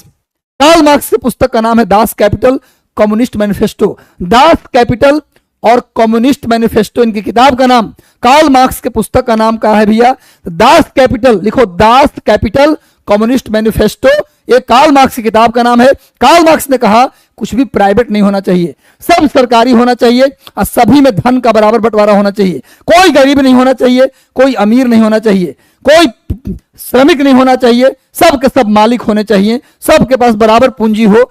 यह बात किसने कहा, कार्ल मार्क्स। कुछ भी प्राइवेट नहीं होना चाहिए, सबका, चाहे प्रोफेसर हो उसका भी वेतन उतना ही होना चाहिए और जितना वेतन एक खान में काम करने वाला मजदूर का होना चाहिए, सब बराबर, सब मालिक, कोई अमीर नहीं, कोई गरीब नहीं, सब कुछ सरकार डिसाइड करे, प्राइवेट कोई चीज डिसाइड नहीं करेगा, सब सरकार डिसाइड करे, निजी क्षेत्र में कुछ नहीं रहेगा। इसी को बोलते हैं मार्क्सिज्म। मैंने सीधे इसका उल्टा, पूंजीवाद का उल्टा मार्क्सवादी अर्थव्यवस्था नहीं, उसमें सब बाजार डिसाइड करेगा, इसमें सब सरकार डिसाइड करेगा। कार्ल मार्क्स, 2 किताब का नाम भी लिखिए जिसका नाम था क्या, दास कैपिटल कम्युनिस्ट मैनिफेस्टो। और जॉन मेनार्ड किन्स, ये थे मिश्रित अर्थव्यवस्था के जनक, ये हैं मिक्स इकोनॉमी, मिश्रित अर्थव्यवस्था के जनक, अर्थव्यवस्था के जनक, mix economy. Marx, John Maynard Keynes, इन्होंने मिश्रित अर्थव्यवस्था दिया, बोला कि भाई मार्क्स भी सही है और एडम स्मिथ भी सही है, यानी पूंजीवाद और मार्क्सवाद दोनों होना चाहिए, कुछ सरकार भी डिसाइड करे और कुछ बाजार भी डिसाइड करे। आज पूरी दुनिया इसी को अपना रही है, पूरे कंप्लीट बाजार नहीं, अना कंप्लीट प्राइवेट, दोनों डिसाइड करे, उसी को बोलते हैं मिक्स इकोनॉमी। जो किसने दिया, जॉन मेनार्ड किन्स ने दिया। ये ब्रिटेन के रहने वाले थे, ये अमेरिका के रहने वाले थे और ये जर्मनी के रहने वाले। लिखो कार्ल मार्क्स जर्मनी के थे, ये भी नोट कर लीजिए, पूछता है कार्ल मार्क्स किस देश के थे। Karl Marx Germany, Adam Smith America, John Maynard Keynes कहाँ के, इंग्लैंड के थे, ब्रिटेन के थे। क्लियर है, समझ में आ गया, मजा आ गया गुरु। तो एक बार आगे बढ़ते हैं, चलिए आगे आइए।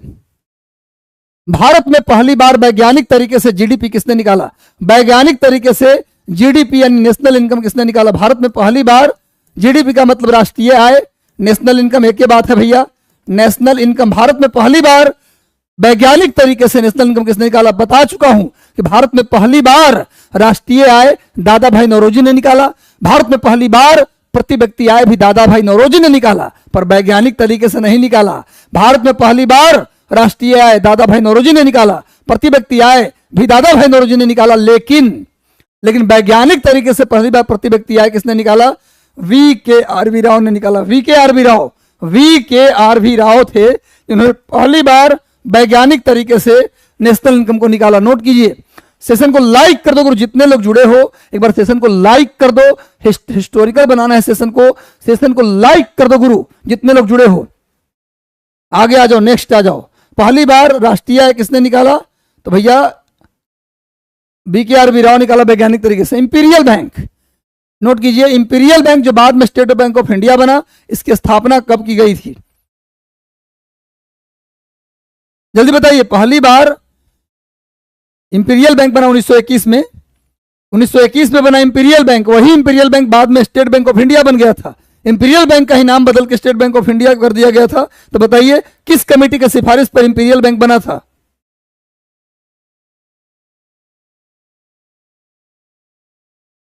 किस कमेटी की सिफारिश पर बना था गुरु, जल्दी बताओ, किस कमेटी की सिफारिश पर बना, तो बना चैम्बरलिन कमेटी।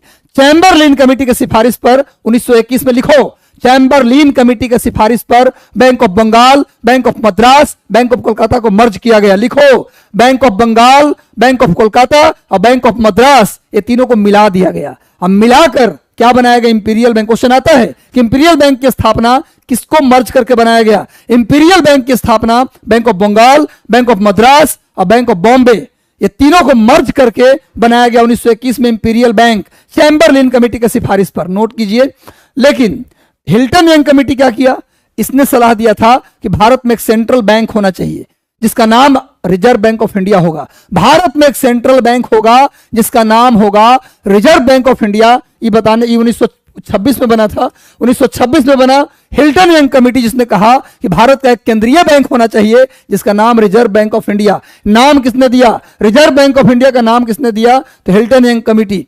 और पूछा जाए कि आरबीआई की स्थापना किसके अनुसार हुआ, किस कमेटी के अनुसार हुआ, ये तो नाम दिया केवल, लेकिन आरबीआई की स्थापना जो किया गया वो किस कमेटी की सिफारिश पर, तो Indian Central Banking Inquiry Committee 1931।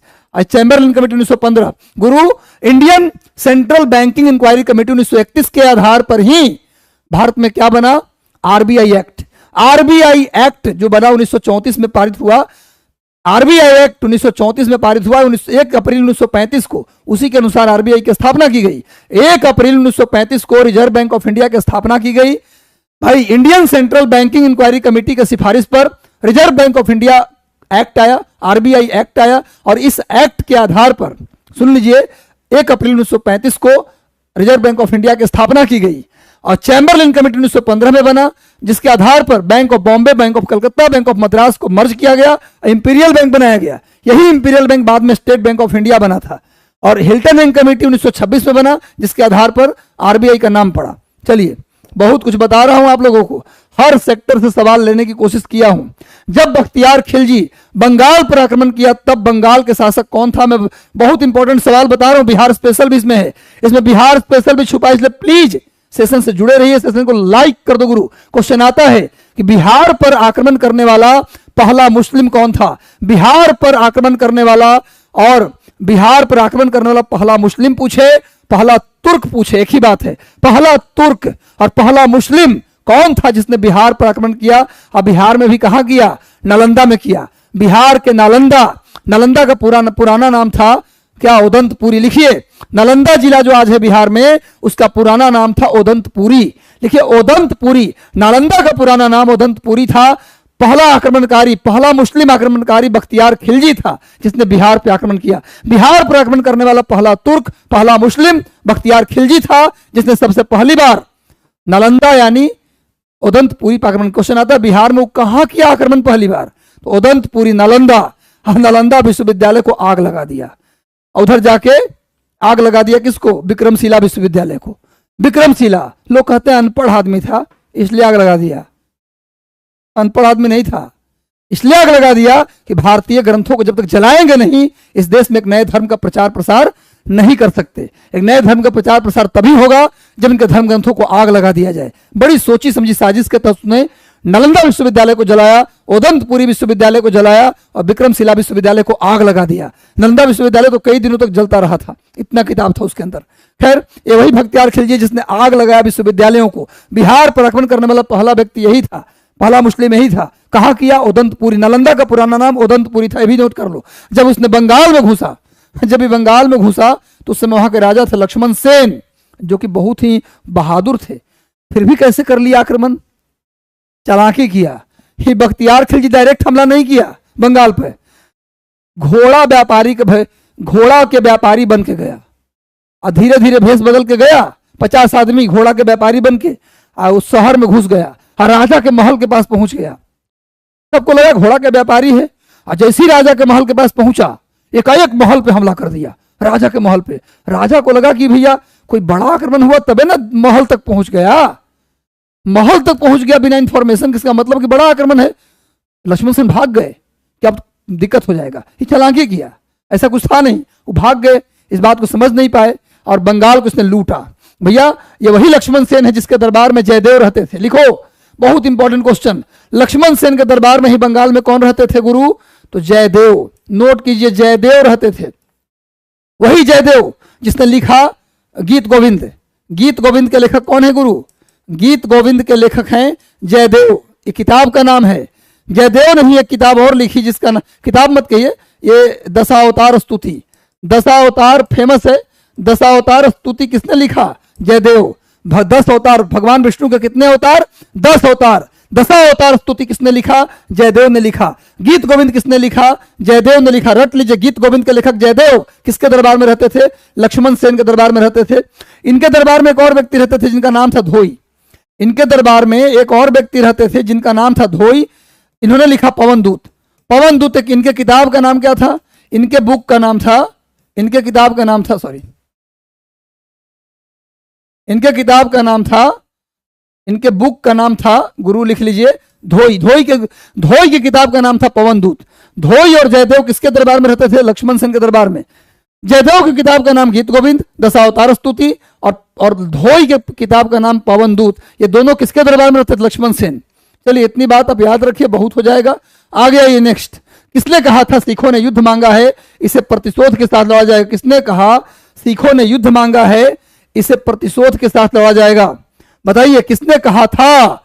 Second Sikh war, Anglo Sikh war, प्रथम Anglo Sikh war Lord Hardinge के समय हुआ था। पहला Anglo Sikh war Lord Hardinge के समय हुआ, लेकिन दूसरा एंग्लो सिख वॉर यह हुआ था लॉर्ड डलहौजी के समय। और दूसरा एंग्लो सिख वॉर में डलहौजी ने ही कहा था सिखों ने युद्ध मांगा है। लड़ने का शौक है, ऐसा लड़ाई करेंगे बदला के साथ काट के रख देंगे। सिखों ने युद्ध मांगा है, इसे बदले की भावना से लड़ेंगे, प्रतिशोध के साथ लड़ा जाएगा। किसने कहा? डलहौजी। दूसरा एंग्लो सिख वॉर, पहला Anglo Sikh war Lord Hardinge के समय हुआ और दूसरा Anglo Sikh war Lord Dalhousie के समय हुआ। और ये वही लॉर्ड डलहौजी है, ये वही लॉर्ड डलहौजी है जिसने कहा सिखों ने युद्ध मांगा, इसे प्रतिशोध के साथ लड़ा जाएगा। ये वही डलहौजी है जिसने हड़प नीति अपनाया और पहला राज्य सतारा था जिसका शिकार हुआ। हड़प नीति, राज्य अपहरण नीति, हड़प नीति, गोद लेने की प्रथा का अंत, डॉक्ट्रिन ऑफ लैप्स, सब एक ही बात है के तहत सबसे पहले किसको हड़पा गया? सतारा को। इसने किसने लागू किया? डलहौजी ने। वही डलहौजी है जिसने 1856 में अवध को कुशासन के आरोप लगाकर हड़प लिया। अवध को कुशासन का आरोप लगाकर किसने हड़पा? डलहौजी ने। 1856 नोट करो। 1854 में इसने कर्नाटक के नवाब की पेंशन बंद करवा दी। 16 अप्रैल 1853 को पहला रेलवे चला। लॉर्ड डलहौजी के समय ही 16 अप्रैल 1853 को थाने से बंबई के बीच पहला रेल चला। इसी के समय पहली बार डाक टिकट जारी किया गया। इसी के समय पहली बार विद्युत विभाग बनाया गया। इलेक्ट्रिसिटी, भारत का पहला इलेक्ट्रिसिटी डिपार्टमेंट भी किसने बनाया? लॉर्ड डलहौजी। डलहौजी के समय ही प्रतियोगिता परीक्षा, कंपटीशन एग्जाम की शुरुआत हुआ और डलहौजी के समय बूट डिस्पैच आया। 1854 में उच्च शिक्षा में सुधार के लिए बूट डिस्पैच आया। इतना नोट कर लीजिए। आगे आओ। काली मिट्टी का सर्वाधिक विस्तार किस राज्य में है? काली मिट्टी का सर्वाधिक विस्तार किस राज्य में है? काली मिट्टी को रेगूर मिट्टी के नाम से भी जानते हैं। काली मिट्टी को रेगूर मिट्टी के नाम से भी जानते हैं। इसमें सबसे ज्यादा कपास की खेती होती है, इसीलिए इसे कपासी मिट्टी भी कहते हैं। कॉटन, सबसे ज्यादा काली मिट्टी में कॉटन की खेती होती है, इसीलिए इसे कपासी मिट्टी या रेगूर मिट्टी के नाम से भी जानते हैं। इसका सबसे ज्यादा विस्तार महाराष्ट्र में है, लेकिन कपास की सबसे ज्यादा खेती कहां होता है? गुजरात में। कपास उत्पादन में प्रथम, क्वेश्चन आ जाए, कपास का उत्पादन में फर्स्ट रैंक किसका है? तो पूछ गुजरात का। किसका है भैया? गुजरात का। काली मिट्टी का सर्वाधिक विस्तार महाराष्ट्र में है, लेकिन सबसे ज्यादा कपास गुजरात में होता है। इसलिए गुजरात के अहमदाबाद में बहुत ज्यादा सूती कपड़ों की मिल है, इसीलिए अहमदाबाद को भारत का मैनचेस्टर भी कहते हैं। भारत का मैनचेस्टर अहमदाबाद गुजरात में है और कपास की सबसे ज्यादा खेती गुजरात में होती है। अहमदाबाद में बहुत ज्यादा सूती कपड़ों की मिल है, इसीलिए अहमदाबाद को भारत का मैनचेस्टर कहा जाता है। दक्षिण भारत का मैनचेस्टर कोयम्बटूर को कहते हैं। नोट करिए, पूरे भारत का मैनचेस्टर अहमदाबाद, दक्षिण भारत का मैनचेस्टर कोयम्बटूर, उत्तर भारत का मैनचेस्टर कानपुर, बिहार का मैनचेस्टर गया जिला के मानपुर, गया के मानपुर, बिहार का मैनचेस्टर भागलपुर नहीं। भागलपुर में सूती कपड़ा बनता है जी, सिल्क में बनता है। भागलपुर को बोलते हैं सिल्क सिटी। अब बिहार के मानपुर, गया के मानपुर को बोलते हैं बिहार का मैनचेस्टर। कानपुर को उत्तर भारत का मैनचेस्टर, दक्षिण भारत का मैनचेस्टर कोयम्बटूर, पूरे भारत का मैनचेस्टर अहमदाबाद को बोलते हैं। कॉटनोपोलिस ही पूछे, पोलिस का मतलब बाजार, कॉटन का सबसे बड़ा बाजार। कॉटनोपोलिस बंबई को कहते हैं। कॉटनोपोलिस किसको पूछा जाए तो बंबई को बोलते हैं। अब भागलपुर को सिल्क सिटी कहा जाता है, वो दूसरा है। खैर, सबसे ज्यादा काली मिट्टी महाराष्ट्र में, और उसको रेगूर और कपासी मिट्टी के नाम जानते हैं। काली मिट्टी के बारे में बताऊं, काली मिट्टी का रंग काला लोहा और मैग्नीज के कारण होता है। लिखिए, काली मिट्टी का रंग काला आयरन और मैग्नीज के कारण होता है, भी नोट कर लीजिए। भारत में एकमात्र मिट्टी है काली मिट्टी जिसमें बड़ी बड़ी दरारें पड़ जाती है गर्मी के दिनों में, फिर भी पानी नहीं सूखता है। सबसे ज्यादा समय तक पानी को बना के कौन रखते हैं? काली मिट्टी। सबसे ज्यादा पानी को एब्जॉर्ब नहीं करती, पानी जितना एब्जॉर्ब होता है ना उतने को बहुत समय तक बना कर रखो। सबसे ज्यादा पानी को मेंटेन करने की क्षमता किसमें है? तो काली मिट्टी में। बड़ी बड़ी दरारें इसमें पड़ जाती है गर्मी में, फिर भी पानी बना रहता है। आगे आइए, इसी वजह से इसमें कपास की खेती भी होती है, पानी बना रहता है इसीलिए। कपास की खेती में नंबर 1 गुजरात, याद कर लीजिए। काली मिट्टी ज्यादा कहाँ है? महाराष्ट्र में। पश्चिमी उत्तर प्रदेश में सामान्यतया किस मिट्टी का प्रकार मिट्टी का कौन सा प्रकार मिलता है?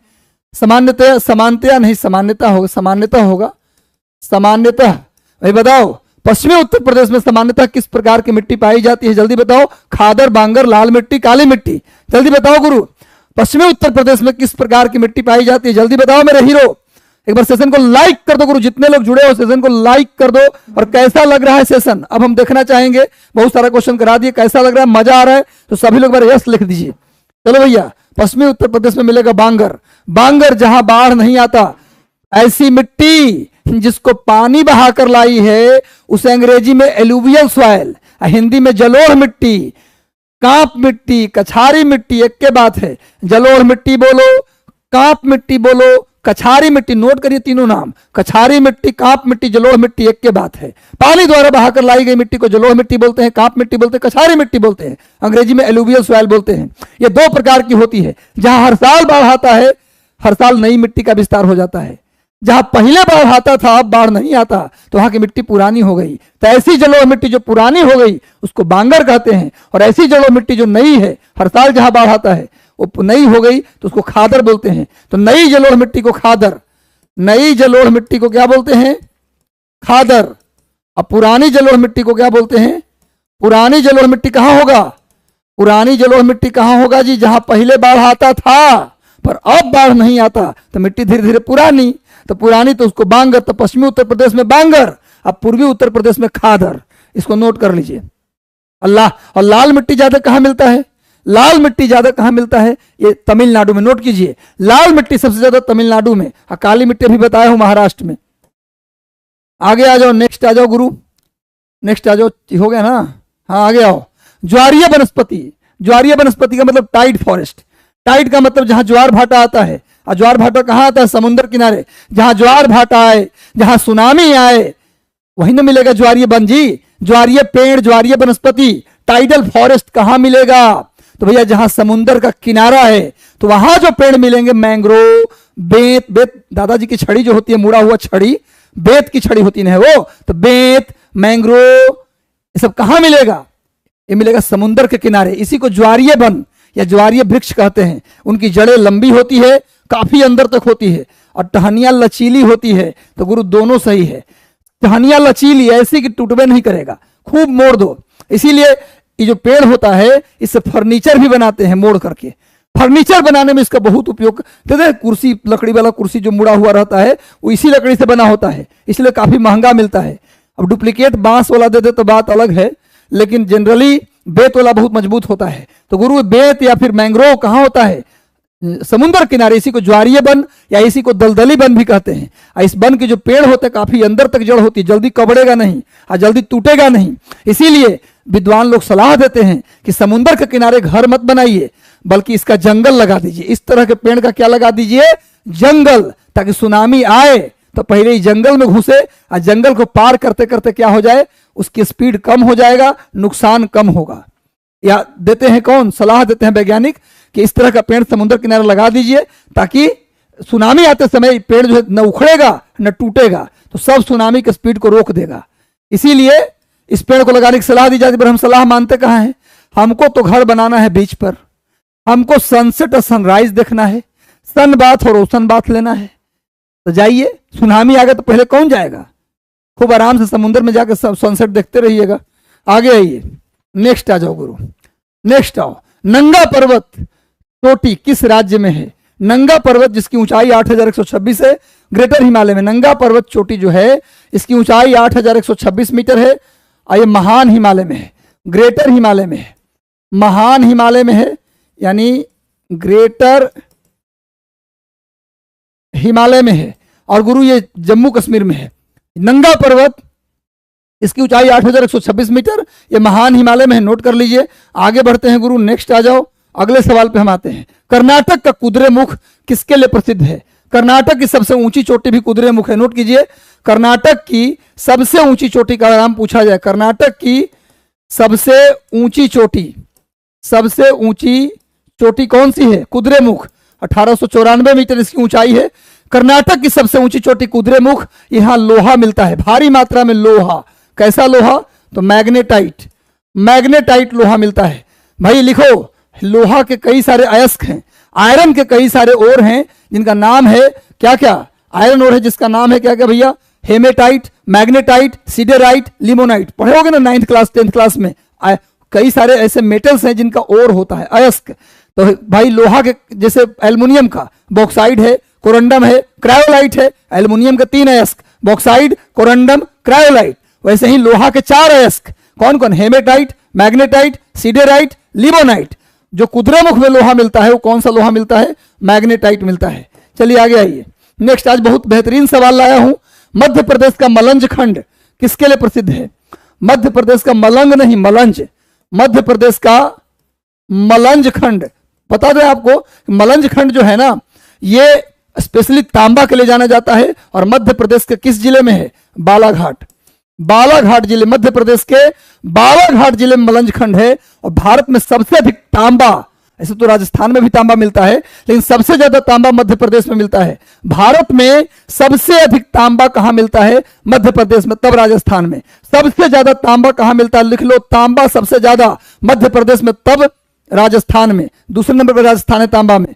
मध्य प्रदेश का मलंज खंड मध्य प्रदेश के किस जिले में? बालाघाट। वैसे बालाघाट फेमस किसके लिए है? मैग्नीज के लिए। भी नोट करो, बालाघाट में तांबा तो मिलता ही है, साथ साथ मैग्नीज भी मिलता है। बालाघाट मैग्नीज के लिए स्पेशली फेमस है। और यहीं पर कान्हा नेशनल पार्क है, कान्हा राष्ट्रीय उद्यान। राष्ट्रीय उद्यान लिखो, बालाघाट, मध्य प्रदेश के बालाघाट जिले में ही कान्हा राष्ट्रीय उद्यान है। नोट कीजिए, बालाघाट स्पेशली मैग्नीज के लिए प्रसिद्ध है। और इसी जिले में मलंज खंड है जहां भारी मात्रा में तांबा भी मिलता है। तांबा के उत्पादन में प्रथम स्थान मध्य प्रदेश का है, ये भी नोट कर लीजिए। और बालाघाट किसके लिए प्रसिद्ध है? मैग्नीज के लिए। और वहां पर कान्हा नेशनल पार्क भी है। तांबा नोट कर लीजिए। तांबा में सेकंड स्थान किसका है गुरु? तो यह राजस्थान का। राजस्थान में तांबा खेतड़ी में मिलता है, खेतड़ी। इनमें से किस राज्य के में, रुको, बहुत इंपॉर्टेंट और शानदार सवाल, इसमें से किस राज्य में टीन मिलता है? VVI नहीं, बहुत लंबा अच्छा सवाल है ये। भारत में एकमात्र राज्य जहां भारी मात्रा में टीन मिलता है। सेशन को लाइक कर दो गुरु, जितने लोग जुड़े हैं। अच्छा लग रहा है सेशन कैसा लग रहा है? फीडबैक मैं देख रहा हूं, अगर फीडबैक दीजिए तब नेक्स्ट क्वेश्चन पे जाएंगे हम। चलिए, कंचन कुमारी, देवान कुमार, सेशन को लाइक कर दीजिए। और हमारा टेलीग्राम का लिंक दिया हुआ है डिस्क्रिप्शन बॉक्स में, उससे जाकर टेलीग्राम से जरूर ज्वाइन कर लीजिएगा। और डेली ये सेशन शाम 6 बजे होगा, 6 बजे होगा, 7 बजे कहता था। छत्तीसगढ़ एकमात्र ऐसा राज्य, भारत का एकमात्र ऐसा राज्य है छत्तीसगढ़, जहां भारी मात्रा में टीन मिलता है। लिख लीजिए, एकमात्र राज्य और कहीं नहीं। इंडिया में 99.99% टीन छत्तीसगढ़ में मिलता है। इंडिया में केवल और केवल छत्तीसगढ़ ऐसा राज्य जहां टीन मिलता है और कहीं नहीं मिलता। यही कारण है कि सिंधु घाटी सभ्यता के लोग, ब्रॉन्ज एज था। सिंधु घाटी सभ्यता कैसी सभ्यता थी? कांस्य युग की सभ्यता थी। कांसा किससे बनता है? तांबा में टीन मिलाने से। तो तांबा तो राजस्थान में उनको मिल जाता था, सिंधु घाटी वाले को तांबा मिल जाता था राजस्थान से, लेकिन टीन छत्तीसगढ़ में था। और उस समय सिंधु घाटी के लोगों को छत्तीसगढ़ के बारे में जानकारी नहीं थी, इसलिए टीन जो है ईरान से, अफगानिस्तान से मंगवाना पड़ता था, तो बहुत महंगा पड़ता था। यही कारण है कि सिंधु घाटी सभ्यता के लोग था वो कांस्य युग की सभ्यता, ब्रॉन्ज एज सिविलाइजेशन था। सिंधु घाटी सभ्यता लिख लो। इंडस वैली सिविलाइजेशन कैसी सभ्यता थी? तो कांस्य युग की सभ्यता थी, ब्रॉन्ज एज था। फिर भी वहां के लोग मात्र 5% ही ब्रॉन्ज का इस्तेमाल कर पाए, 95% वहां तांबा का इस्तेमाल केवल होता रहा। वजह था कि तांबा में टीन मिलाने से बनता है ब्रॉन्ज। तांबा तो था उनके पास, लेकिन टीन मंगवाना पड़ता था, इतना महंगा पड़ता था कि ब्रॉन्ज का इस्तेमाल कम कर पाए, इसीलिए। लेकिन उसको बोलते हैं ब्रॉन्ज एज सिविलाइजेशन, ठीक है ना, याद रखिए। पूछा जाता है सिंधु घाटी सभ्यता के लोग ब्रॉन्ज का इस्तेमाल कम क्यों किए, जबकि युग था ब्रॉन्ज एज। महात्मा बुद्ध की मृत्यु के समय मगध का शासक कौन था? महात्मा बुद्ध, इनके बचपन का नाम क्या था? सिद्धार्थ। महात्मा बुद्ध के बचपन का नाम सिद्धार्थ, पिता का नाम सुद्योधन, माता का नाम महामाया, पत्नी का नाम यशोधरा, पुत्र का नाम राहुल, मौसी जिन्होंने पालन पोषण किया उनका नाम प्रजापति गौतमी। बौद्ध धर्म को ग्रहण करने वाली पहली महिला कौन थी? उनकी मौसी ही थी, प्रजापति गौतमी। बुद्ध ने अपने गृह त्याग किया, उस घटना को महाभिनिष्क्रमण कहा जाता है। बुद्ध ने जो ज्ञान प्राप्त किया उस घटना को संबोधि कहा जाता है। बुद्ध ने जो पहला उपदेश दिया सारनाथ में, बुद्ध ने अपना पहला उपदेश सारनाथ में दिया, उसे धर्म चक्र प्रवर्तन कहा जाता है। बुद्ध ने अपने सारे उपदेश पाली भाषा में दिए। बुद्ध की मृत्यु उत्तर प्रदेश के मल्ल गणराज्य की राजधानी में हुआ था, कुशीनगर में। उत्तर प्रदेश के मल्ल गणराज्य की राजधानी कुशीनगर में महात्मा बुद्ध की मृत्यु हुआ था 483 बीसी में। जन्म हुआ था 563 बीसी में, लेकिन मृत्यु हुआ 683 बीसी में। उस समय मगध का राजा था अजात शत्रु। अजात शत्रु मगध के राजा था। उस समय महात्मा बुद्ध की मृत्यु कहां हुआ? उत्तर प्रदेश के मल्ल गणराज्य की राजधानी, लिख लो, मल्ल राज्य की राजधानी कुशीनगर में इनकी मृत्यु हो गई। बुद्ध के मृत्यु की घटना को महापरिनिर्वाण कहा जाता है। बुद्ध के मृत्यु की घटना को महापरिनिर्वाण कहा जाता है, ये भी नोट कर लीजिए। बुद्ध ने अपना पहला उपदेश कहां दिए? सारनाथ में। बुद्ध ने अपने सारे उपदेश पाली भाषा में दिए। अब बुद्ध ने सबसे ज्यादा उपदेश कहां दिए? लिखिए, श्रावस्ती में। देखो, बुद्ध ने सबसे अधिक उपदेश कहां दिए? श्रावस्ती। बुद्ध ने सबसे ज्यादा उपदेश कहां दिए? श्रावस्ती में। पहला उपदेश कहां दिए? सारनाथ में। और सब सारा उपदेश किसमें दिए? पाली भाषा में दिए। इतनी बात याद रखिए। आगे आते हैं। यही अजात शत्रु, जिसको पितृहंता भी कहते हैं। अजात शत्रु अपने बाप बिंबिसार को मार के राजा बना था, इसीलिए अजात शत्रु को पितृहंता भी कहते हैं। इनमें से दक्षिण पश्चिम मानसून सबसे पहले कहां पहुंचती है? दक्षिण पश्चिम मानसून, इसी को गर्मी का मानसून भी कहते हैं। दक्षिण पश्चिम मानसून को गर्मी का मानसून भी कहते हैं। सबसे पहले कहां पहुंचता है? केरला में। नोट कर लीजिए। आगे आते एक बार सेशन को लाइक कर दो गुरु, जितने लोग जुड़े हैं एक बार सेशन को लाइक कर दीजिए। मजा आ रहा है, समझ में आ रहा है? आप लोग एक चीज बता दो, मैं तो मोटिवेट आपको करता ही रहता हूं, लेकिन आप सेशन को बारे में जब मैं पूछता हूं कैसा लग रहा है, तो जेन्युइन फीडबैक लाइव में भी दे सकते हैं आप। अगर आपको अच्छा नहीं लग रहा तो बिल्कुल अच्छा नहीं लग रहा है, सुधार करेंगे। अच्छा करने की गुंजाइश हमेशा रहता है। कोई भी परफेक्ट नहीं हो सकता, हम हो या कोई भी हो। इंसान में बेहतर करने की हमेशा ही पॉसिबिलिटी होती है। यदि आप कमेंट देंगे तो मैं बेहतर भी करूंगा। आपका जब कमेंट अच्छा आता है तो मैं भी मोटिवेट होता हूं लाइव लेने के लिए। मसाले का बागीचा किस राज्य को कहते हैं? मसालों का बागीचा किस राज्य को कहते हैं? और किस राज्य में शांत घाटी है, भी क्वेश्चन आता है। शांत घाटी राष्ट्रीय उद्यान या मालाबार तट के नाम से कहां पर है? केरल में। मसाले का बागीचा केरल को कहते हैं। शांत घाटी कहां है? तो केरल में। और मालाबार तट किस राज्य के समुद्र के किनारे को मालाबार तट कहते हैं? तो केरला। केरल के समुद्र के किनारे को मालाबार तट कहते हैं। केरल में शांत घाटी राष्ट्रीय उद्यान है और केरल में को मसालों का बागीचा भी कहते हैं। केरल की राजधानी त्रिवेंद्रम है। चलिए, मैं वहां गया हूं। नेक्स्ट आइए, तंजौर बहुत शानदार राज्य। केरल आप जाइए कभी, बहुत सिस्टमेटिक, शानदार उनका अपना सर्वर, अपना माने इतना बेहतरीन, स्टार्टअप के मामले में इतना आगे हैं। क्या मैं कोची गया था, त्रिवेंद्रम गया था, मुन्नार गया था, सबसे खूबसूरत जगह मुन्नार। कभी जाइए घूमने का इच्छा हो तो। चलिए आगे आइए। हम लोग को बिपाड लग गया था। बिपाड में जब ट्रेनिंग कर रहे थे ना, तो भारत दर्शन का प्रोग्राम होता, टूर होता बिपाड में। तैयारी कीजिए, 71 की वैकेंसी इसी महीने आ जाएगा। 1500 से ऊपर सीट है 71 बीपीएससी में, और एसडीएम कभी कभी 100 सीट है। कोई भी तैयारी कर सकता है। गुरु एक कहता है कि हम तो मास्टरी की तैयारी करते हैं। भैया बोल रहे थे कि तुम लोग से नहीं होगा। अरे भैया खुद ही जड़ हैं, उनका खुद नहीं हो रहा तो तुम लोग क्या सलाह देंगे? सबका होगा, तैयारी करो ना, शुरू करो, हम करवाएंगे सेशन उसका। सबका होता है। मैं एक लड़के देखे हैं, सामान्य लड़कों का सिलेक्शन होते हुए। तंजौर के राजराजेश्वर मंदिर, जिसको हम लोग बृहदेश्वर मंदिर भी कहते हैं। राजराजेश्वर मंदिर है ना, इसका एक और नाम भी है बृहदेश्वर मंदिर। बृहदेश्वर मंदिर, राजराजेश्वर मंदिर का दूसरा नाम है बृहदेश्वर मंदिर। और यह शिव जी का मंदिर, ये भी नोट कर लीजिए, शिव जी का मंदिर है। आइए, तंजौर पड़ता कहां है? तमिलनाडु में। तंजौर है कहां? तमिलनाडु में है। नोट कर लीजिए। राज्य का नाम भी पूछता है। राजराजा प्रथम, चोल वंश के राजा राजराजा प्रथम ने राजराजेश्वर मंदिर, बृहदेश्वर मंदिर का निर्माण, दोनों सेम ही मंदिर है, नाम दो है। शिव मंदिर है। उस जमाने में सबसे रिच टेम्पल ही था। तंजौर का जो राजराजेश्वर मंदिर था, नामे से लग रहा है राजराजा प्रथम, राजराजेश्वर याद रहेगा, यही बनवाया था। सबसे रिचेस्ट टेम्पल में आता था तंजौर का राजराजेश्वर मंदिर। आगे आ जाइए। नेक्स्ट, पंपास घास का मैदान कहां है? पंपास घास का मैदान कहां है? मैं बता दूं कि प्रेयरी घास का मैदान यूएसए और कनाडा में है। कनाडा में। उसके बाद कैंपोस घास का मैदान ब्राजील में है। लानोस घास का मैदान वेनेजुएला में है। उसके बाद ग्रान चाको घास का मैदान, ये अर्जेंटीना में है। यानी साउथ अमेरिका। और पंपास घास का मैदान, ये भी अर्जेंटीना में है। सब रट लीजिए, पंपास घास का मैदान ये भी अर्जेंटीना में। अर्जेंटीना कहाँ है? दक्षिण अमेरिका में। अर्जेंटीना कहाँ है? दक्षिण अमेरिका में। दक्षिण अमेरिका के अर्जेंटीना में पंपास है।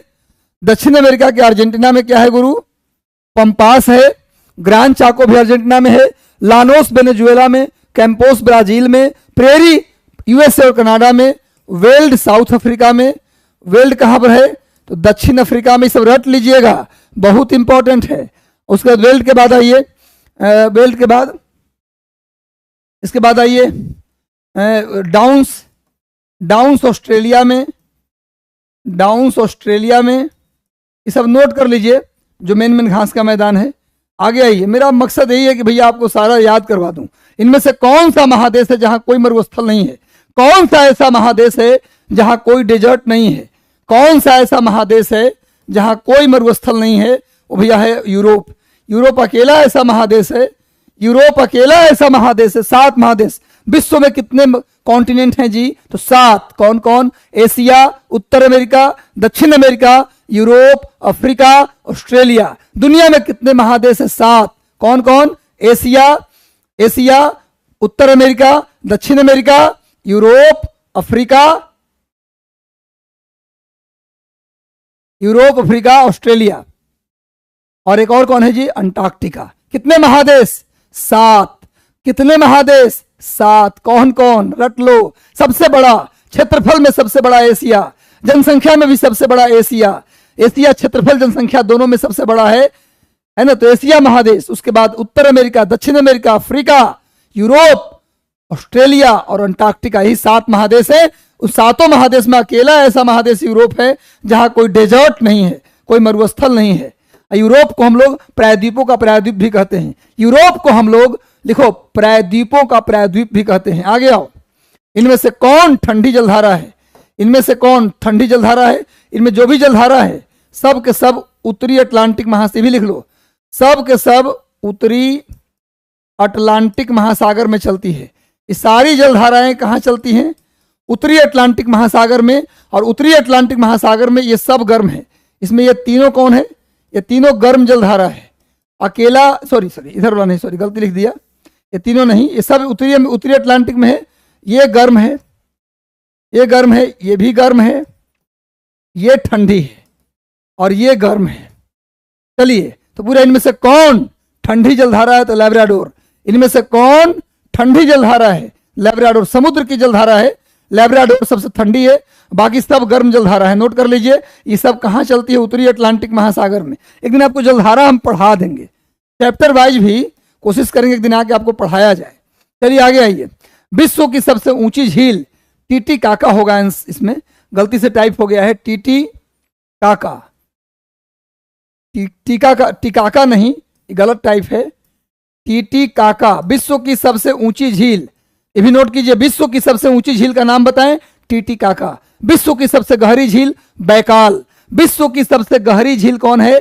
बैकाल है, जो रूस में है। विश्व की सबसे गहरी झील बैकाल, रूस में है। विश्व की सबसे बड़ी झील कैस्पियन सागर। विश्व की खारे पानी की सबसे बड़ी झील कैस्पियन सागर। विश्व की मीठे पानी की सबसे बड़ी झील सुपीरियर झील। और विश्व में सबसे ऊंचा झील टीटीकाका। यह बोलीविया और पेरू के सीमा पर, बोलीविया और पेरू के सीमा पर है। बेरूबिया, बोलीविया एक देश है। बोलीविया की राजधानी लापाज। बोलीविया की राजधानी लापाज और पेरू की राजधानी लीमा। तो पेरू और बोलीविया के सीमा पर एक झील है जिसका नाम है टीटीकाका। ये विश्व की सबसे ऊंची झील है। और विश्व की सबसे गहरी झील बैकाल, रूस में। विश्व की सबसे बड़ी झील कैस्पियन सागर। मीठे पानी की सबसे बड़ी सुपीरियर। खारे पानी की सबसे बड़ी कैस्पियन सागर। नोट कर लीजिए, खारे पानी की सबसे बड़ी कैस्पियन सागर। सबसे गहरी झील कौन है?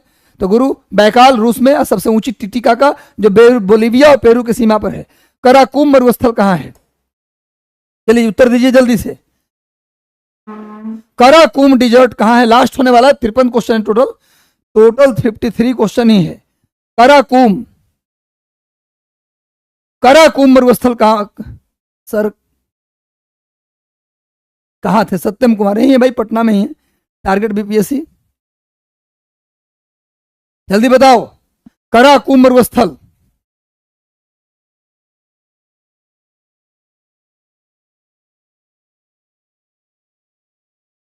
कराकुम मरुस्थल कहाँ है?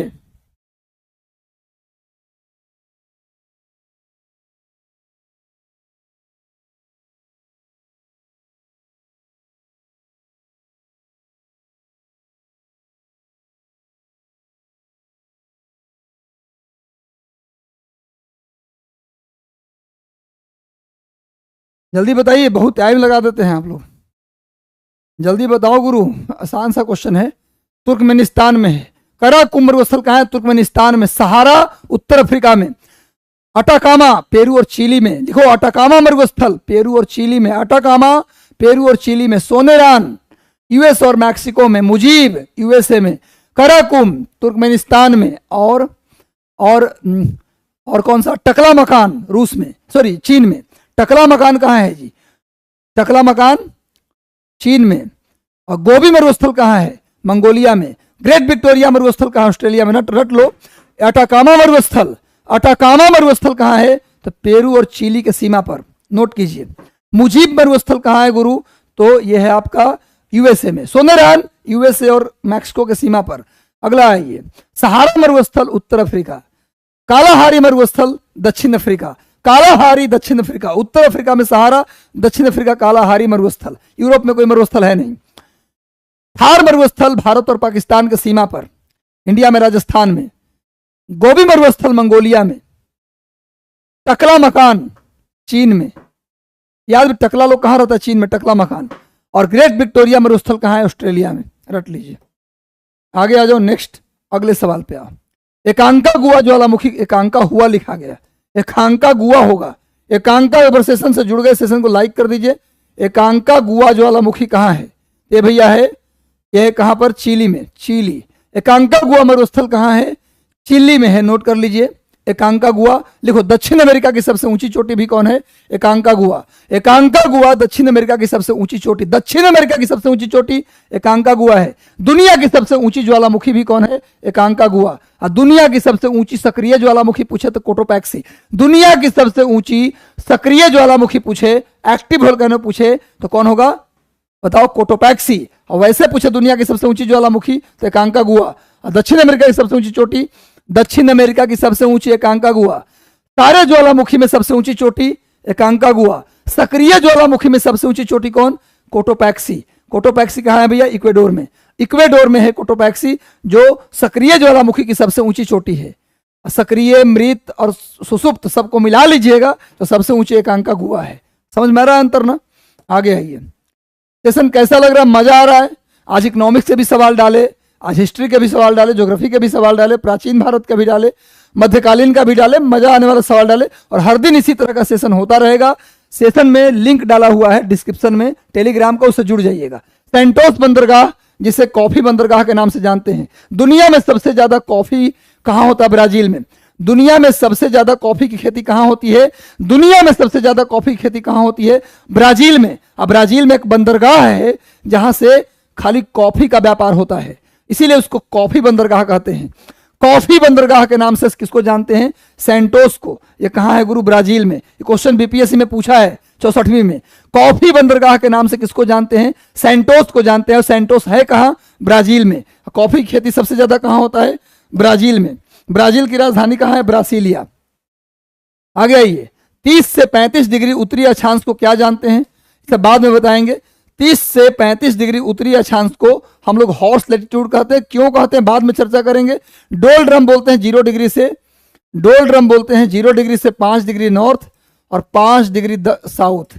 0 डिग्री से 5 डिग्री नॉर्थ और 5 डिग्री साउथ, इसी को बोलते हैं डोल ड्रम। नोट कर लीजिए, डोल ड्रम इसको बोलते हैं। और 30 से 35 डिग्री नॉर्थ को बोलते हैं हॉर्स लैटिट्यूड। रट लीजिए, 30 से 35 डिग्री उत्तरी। क्वेश्चन कई बार आया है।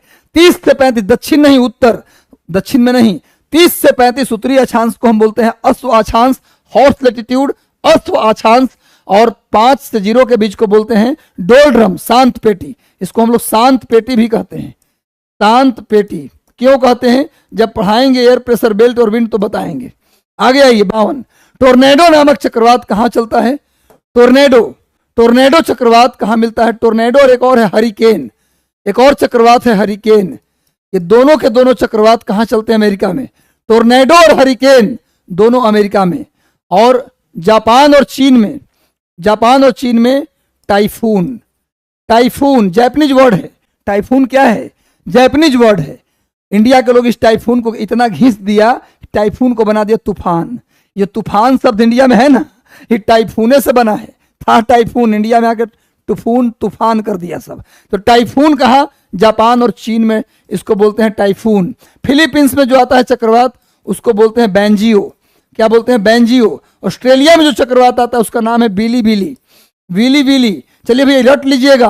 ऑस्ट्रेलिया में बिली बिली, फिलीपींस में बैंजियो, चीन जापान में टाइफून, अमेरिका में टोर्नेडो और हरिकेन। स्क्रीनशॉट ले लेते हैं ताकि आपको मिल जाए। ये सब जानते हो, बहुत फेमस क्वेश्चन, इतनी बार पूछा गया है कि हम क्या बताएं। इससे लास्ट क्वेश्चन, इस सेशन का आखिरी सवाल, अपलेशियन पर्वत किस देश में है? अंतिम सवाल है गुरु। सेशन को लाइक कर दो जाते जाते। और कैसा लगा आज का सेशन, एक बार आंसर भी दीजिए। आपसे हाथ जोड़कर विनती है कि प्लीज कमेंट भी दीजिए कैसा लगा आज का सेशन। आंसर बताइए, उसके साथ लिख दीजिए कि आज का सेशन कैसा लगा। हम सबका कमेंट पढ़ेंगे लास्ट में, इसलिए प्लीज सभी लोग अपना कमेंट कर दीजिए आज का सेशन आपको कैसा लगा। सेशन अच्छा लगा तो लाइक कीजिए और एक अच्छा कमेंट दीजिए, और कोई सुझाव हो तो भी दीजिए। लगातार जुड़े रहिए। टेलीग्राम का लिंक वीडियो के डिस्क्रिप्शन में, उससे टेलीग्राम से जुड़ जाइएगा। लगातार शाम 6 बजे लाइव लेंगे हम। शाम 6 बजे आपका लाइव होता रहेगा। 6 ही बजे शुरू कर देंगे और ज़्यादा से ज़्यादा प्रश्न करवाने की कोशिश करेंगे, इसलिए टेंशन लेने की जरूरत नहीं है भाई। अपलेशियन पर्वत अमेरिका में, यूएसए में है। अमेरिका यानी यूएसए में है, नोट कर लीजिए। यूएसए में है अपलेशियन पर्वत। और चलिए आज के सेशन को हम यहीं पर समाप्त करते हैं। कैसा लगा जरूर बताइएगा। हमेशा मुस्कुराते रहिए, खुश रहिए। बिना मरे स्वर्ग नहीं मिलता। कभी भी कष्ट हो लाइफ में, कभी भी कोई प्रताड़ना मिले लाइफ में, तो समझ जाइए कि जीवन में कुछ बेहतर करने के लिए ये चीज़ आया है। घबराना नहीं है, शॉर्टकट रूट नहीं अपनाना है। कभी भी सफलता का शॉर्टकट नहीं होता। कभी कोई कष्ट दे आपको, कभी कोई पीड़ा दे आपको, कभी आपके जीवन में तकलीफों का बोझ पड़े, तो समझिएगा कुछ बेहतर करने के लिए सब हुआ है। और उसी दबाव में ही पढ़ाई करते रहिएगा। याद रखिए, कलाम साहब ने कहा था, लाख धुंधला हो, लाख अंधेरा हो, एक एक कदम बढ़ाते चलिए, सब कुछ ठीक होगा। तो चलिए एक बार कैसा लगा सेशन कमेंट बताइएगा। सेशन को लाइक कर दीजिएगा, हो सके तो लिंक कॉपी करके अपने स्टेटस में भी लगा लीजिएगा, ताकि इस सेशन के बारे में सबको पता चल सके। तो मिलते हैं अगले सेशन में, तब तक शुभकामनाएं, शुभ रात्रि, आशीर्वाद। Thank you so much, God bless you.